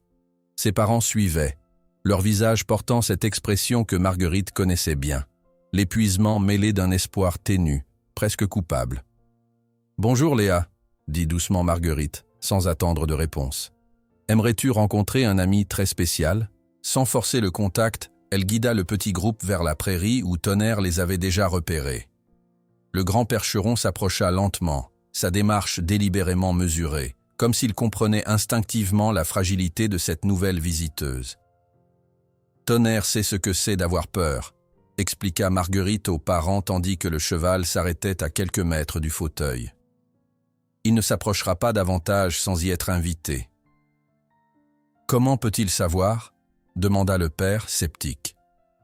Claire intervint, son ton professionnel adoucissant son explication. Marguerite n'entraîne ni les chevaux, ni les enfants. Elle crée des espaces où les deux se sentent suffisamment en sécurité pour être authentiques. Cette philosophie que Marguerite avait instinctivement appliquée avec Tonnerre était devenue le fondement de leur approche thérapeutique. Contrairement aux méthodes conventionnelles qui imposaient des exercices structurés, la leur reposait sur la patience et l'observation attentive. Un souvenir émergea dans l'esprit de Marguerite. Son grand-père expliquant avec douceur que la guérison ne vient pas de l'extérieur, mais de l'intérieur.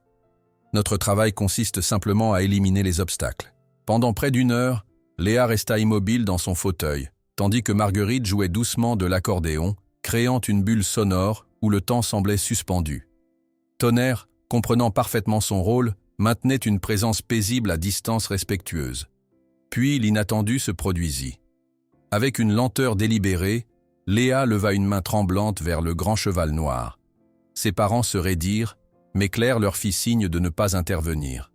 Tonnerre, percevant ce geste comme une invitation, s'approcha avec une délicatesse surprenante pour un animal de sa taille et abaissa doucement sa tête, permettant aux petits doigts de l'enfant d'effleurer son museau velouté. Un sourire, le premier depuis des mois, chuchota sa mère en larmes, illumina le visage de Léa. Les semaines suivantes apportèrent d'autres réussites similaires. Un vétéran souffrant de stress post-traumatique, initialement hostile à l'idée même de thérapie par les animaux, devint un visiteur régulier. Marguerite se souvenait particulièrement de sa première session, sa méfiance palpable. « Comment un cheval peut-il comprendre ce que j'ai traversé ?» avait-il demandé avec amertume. Aujourd'hui, elle l'observait depuis la véranda, assis silencieusement contre la clôture, le bras passé autour de l'encolure de Tonnerre, des larmes silencieuses roulant sur ses joues marquées par les épreuves. « Il sait », avait-il simplement dit à Claire lors de sa dernière séance. D'une manière inexplicable, il sait exactement. Cette capacité extraordinaire de Tonnerre à connecter avec les âmes blessées attirait désormais l'attention bien au-delà des frontières de la Camargue. Une équipe de documentaristes japonais était arrivée la semaine précédente, fascinée par cette approche non verbale de la guérison. « Il existe un intérêt mondial pour votre méthode », expliquait leur interprète, tandis qu'il filmait l'interaction entre Tonnerre et un groupe d'adolescents autistes. Au Japon, nous commençons tout juste à explorer ces thérapies alternatives.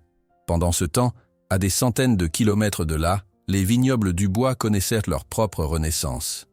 Marcel et la coopérative avaient implémenté des méthodes biologiques, abandonnant les pratiques intensives de Philippe au profit d'une approche plus respectueuse du terroir. La comtesse supervisait la transition avec une efficacité élégante, s'assurant que l'héritage d'Henri perdurerait dans le respect de ses valeurs.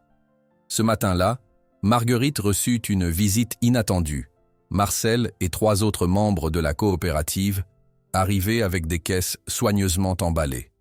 « Notre première production sous la nouvelle administration », annonça fièrement Marcel en lui présentant une bouteille à l'étiquette élégante.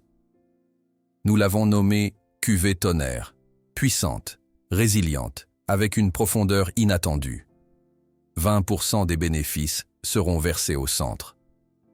L'étiquette représentait la silhouette d'un grand cheval noir galopant librement sous un ciel étoilé, un symbole qui racontait leur histoire sans avoir besoin de mots.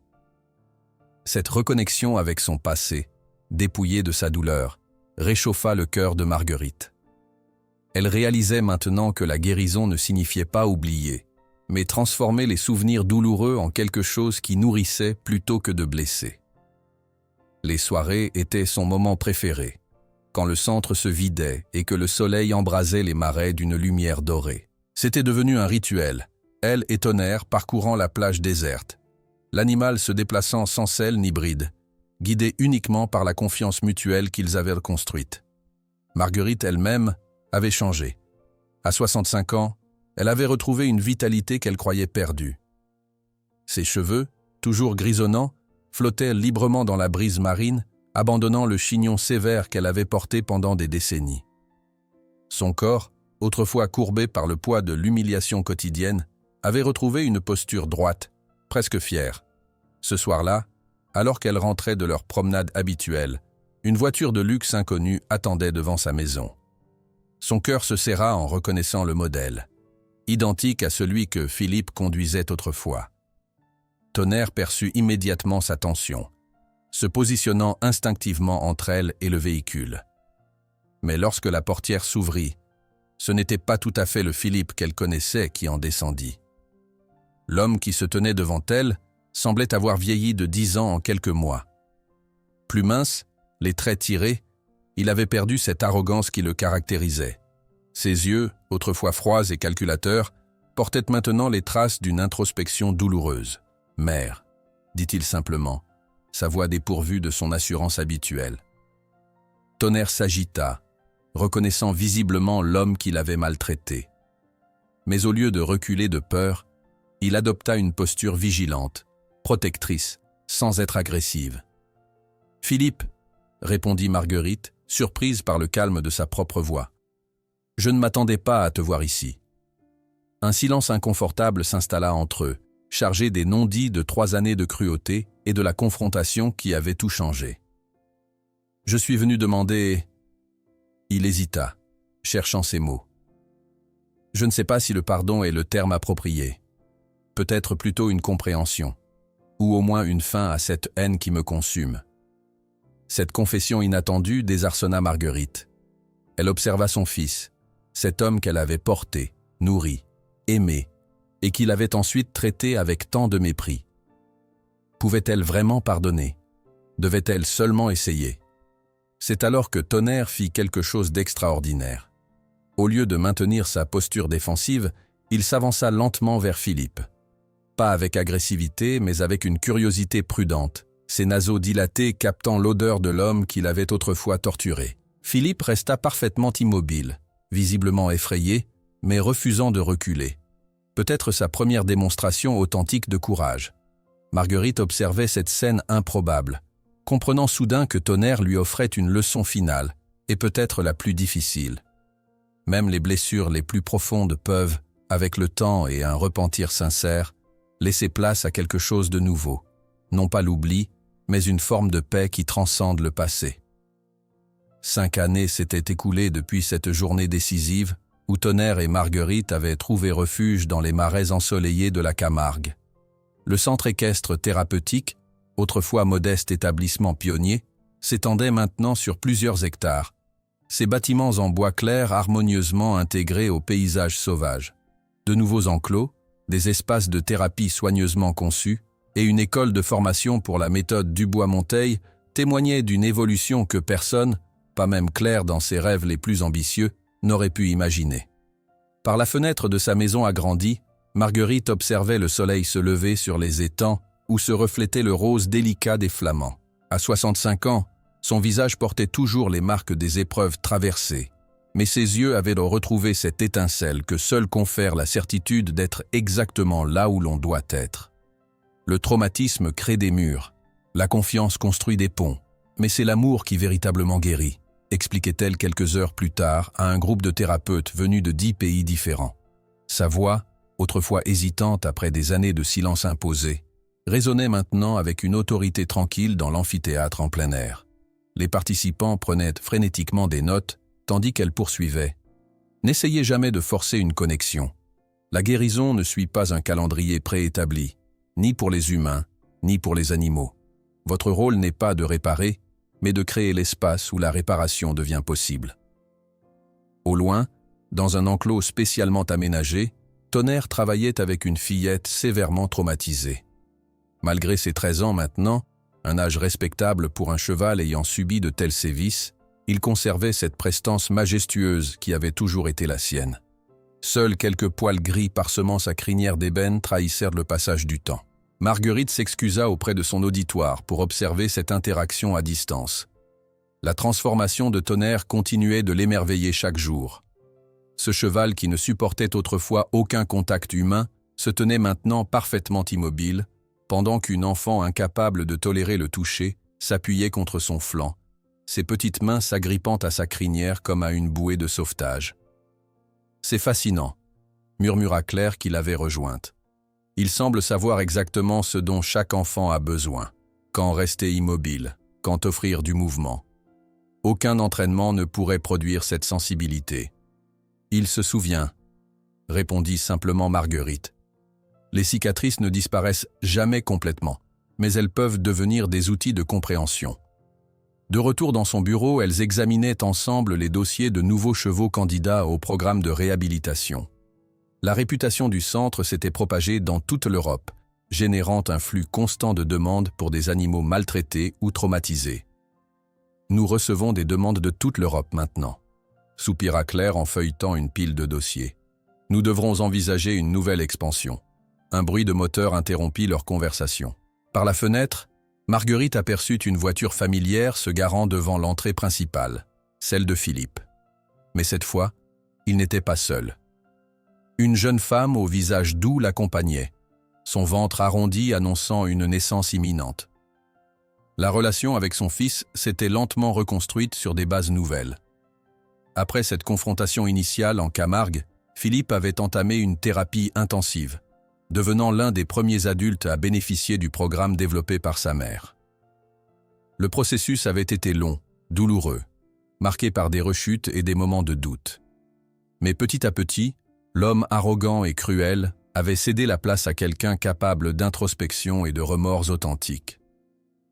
Il dirigeait maintenant un petit vignoble biologique dans la région, ayant trouvé dans le travail manuel et le respect de la terre une forme de rédemption. Sa passion inattendue pour la protection animale surprenait ceux qui l'avaient connue autrefois, mais Marguerite y voyait la manifestation la plus profonde de son changement. « Ils apportent les premières bouteilles de leur nouveau millésime », annonça Claire avec un sourire. « Rédemption, il l'a appelé. Un nom plutôt approprié, non ?» Le groupe se retrouva sur la terrasse donnant sur les marais. Les conversations flottaient, légères, entre nouvelles du vignoble et préparatifs pour l'arrivée de l'enfant. Philippe, bien que visiblement plus détendu qu'autrefois, gardait cette réserve que confère la conscience d'avoir causé des blessures irréparables. Sa relation avec Marguerite demeurait complexe, un équilibre délicat entre le repentir et la reconstruction. L'ombre du passé jamais complètement dissipée, mais maintenant contrebalancée par la possibilité d'un avenir différent. L'après-midi touchait à sa fin lorsqu'une élégante berline noire s'engagea dans l'allée principale. Un homme d'une quarantaine d'années en descendit, son allure soignée et sa démarche assurée trahissant immédiatement le journaliste habitué au terrain difficile. « Laurent Mercier », se présenta-t-il en serrant la main de Marguerite. « Journaliste au Monde. Nous avons correspondu par email au sujet de mon livre sur les connexions transformatrices entre humains et animaux. » Claire les laissa en tête-à-tête, emmenant Philippe et sa compagne visiter les nouvelles installations. Marguerite guida le journaliste vers la plage, où il pourrait parler en marchant le long du rivage, son endroit préféré pour les conversations importantes. « Votre histoire a marqué un tournant dans notre perception de la relation homme-animal en France », commença Laurent, son carnet de notes ouvert mais momentanément oublié, face au spectacle des chevaux sauvages au loin. 5 ans après, pouvez-vous me dire ce qui a vraiment changé, selon vous ? Marguerite réfléchit un instant, ses yeux suivant la silhouette reconnaissable de Tonnerre parmi le troupeau. « Nous pensons souvent à la guérison comme à un retour à un état antérieur, » dit-elle finalement. Mais parfois, elle nous emmène vers quelque chose d'entièrement nouveau, un état que nous n'aurions jamais pu imaginer. Comme pour illustrer ses propos, Tonnerre se détacha soudain du groupe de chevaux pour s'approcher d'une jument camarguaise à la robe immaculée. Leur interaction, prudente, respectueuse, presque cérémonieuse, attira immédiatement l'attention de Marguerite. « C'est la première fois, » murmura-t-elle, émue au-delà des mots. « La première fois » s'enquit Laurent. « Qu'il montre un intérêt romantique, disons. Depuis que je le connais, il a toujours gardé une certaine distance avec les autres chevaux, particulièrement avec les juments. » Le journaliste observa la scène avec curiosité, notant les mouvements élégants du grand percheron noir qui semblait presque timide dans son approche de la jument blanche. Il se sent enfin suffisamment en sécurité pour être vulnérable d'une nouvelle façon, expliqua Marguerite, sa voix trahissant son émotion. C'est la véritable guérison. La conversation se poursuivit alors qu'ils revenaient vers le centre, où une petite cérémonie se préparait. Des représentants de la région et du ministère de la Santé étaient là venus inaugurer une plaque commémorative, reconnaissant officiellement la contribution pionnière du centre dans le développement des thérapies équines pour les traumatismes. Parmi les invités, Marguerite fut surprise de voir la silhouette familière de la comtesse de Chalais. Malgré ses 85 ans et une santé de plus en plus fragile, l'aristocrate avait tenu à faire le voyage depuis Bordeaux. Appuyée sur sa canne en argent, elle conservait cette élégance innée qui avait toujours été la sienne. « Ma chère, dit-elle en embrassant Marguerite, Henri serait tellement fier. Vous avez construit quelque chose qui dépasse largement ce qu'aurait pu être n'importe quel vignoble. » La cérémonie fut simple mais émouvante. Un jeune vétéran qui avait suivi le programme 2 ans auparavant témoigna de l'impact transformateur de sa rencontre avec Tonnerre. Une mère raconta comment sa fille autiste avait prononcé ses premiers mots après 6 séances au centre. Le maire évoqua le rayonnement international de cette approche née d'une histoire de souffrance transformée en sagesse. Le lendemain matin, fidèle à son rituel quotidien, Marguerite se dirigea vers la plage à l'aube. Tonnerre l'attendait déjà, comme s'il avait anticipé leur rendez-vous. Sans sel ni bride, uniquement guidé par la confiance mutuelle construite au fil des années, il s'agenouilla légèrement pour faciliter son ascension, un geste qu'il avait spontanément développé en remarquant la raideur croissante des articulations de sa compagne humaine. Ils longèrent la plage au petit trot, savourant la fraîcheur matinale et la solitude de ces moments partagés. Puis, sans raison apparente, Tonnerre s'arrêta à un endroit précis, face à l'horizon où le soleil commençait tout juste à teinter le ciel de rose et d'or. Comprenant l'invitation silencieuse, Marguerite resta immobile sur son dos, contemplant ce spectacle qu'ils avaient partagé des centaines de fois mais qui ne perdait jamais de sa magie. Ce moment de communion parfaite, homme et animal unis dans l'appréciation silencieuse de la beauté, incarnait tout ce qu'elle avait appris au cours de sa longue vie. Lorsqu'ils revinrent au centre, Laurent Mercier les attendait pour leur dernier entretien. Il les photographia ensemble sur la plage, capturant cette harmonie qui avait touché tant de cœurs à travers le monde. « Une dernière question, si vous le permettez », dit-il en rangeant son appareil. « Quel message aimeriez-vous que les gens retiennent de votre histoire ?» Marguerite sourit, caressant l'encolure puissante de Tonnerre qui se tenait paisiblement à ses côtés. Le grand cheval noir, autrefois symbole de souffrance et de peur, permettait maintenant à une enfant en fauteuil roulant de toucher délicatement son pelage brillant, sa patience infinie témoignant d'une transformation que nul n'aurait cru possible. « Que même les cœurs brisés peuvent battre en harmonie, » répondit-elle, « si seulement nous leur donnons l'espace et le temps nécessaires pour trouver leur propre rythme. » À distance, les visiteurs du centre observaient la silhouette de Marguerite et Tonnerre se découpant contre le soleil levant de la Camargue, la petite figure âgée et l'imposant cheval noir parfaitement alignés sur l'horizon. Pendant un instant magique, tous jurèrent que cheval et femme semblaient converser sans parole avant de galoper ensemble le long du rivage, 2 âmes libres enfin chez elles. La caméra s'éloignait lentement, révélant le centre plein de vie. Enfants riant, autres chevaux rescapés paissant tranquillement, thérapeutes et familles réunis en communauté. Le véritable miracle n'a jamais été qu'un cheval brisé apprenne à faire confiance à nouveau, ou qu'une vieille femme apprenne à se battre, confia Marguerite dans un dernier murmure. Le miracle fut de découvrir que, lorsque nous permettons à un autre être de nous voir complètement, avec toutes nos blessures et imperfections, nous trouvons enfin le courage de vraiment nous voir nous-mêmes. Et dans cette reconnaissance mutuelle, naît quelque chose que ni le temps, ni la cruauté, ni même la mort ne peuvent détruire. Une chanson qui continue longtemps après que la musique s'est tue.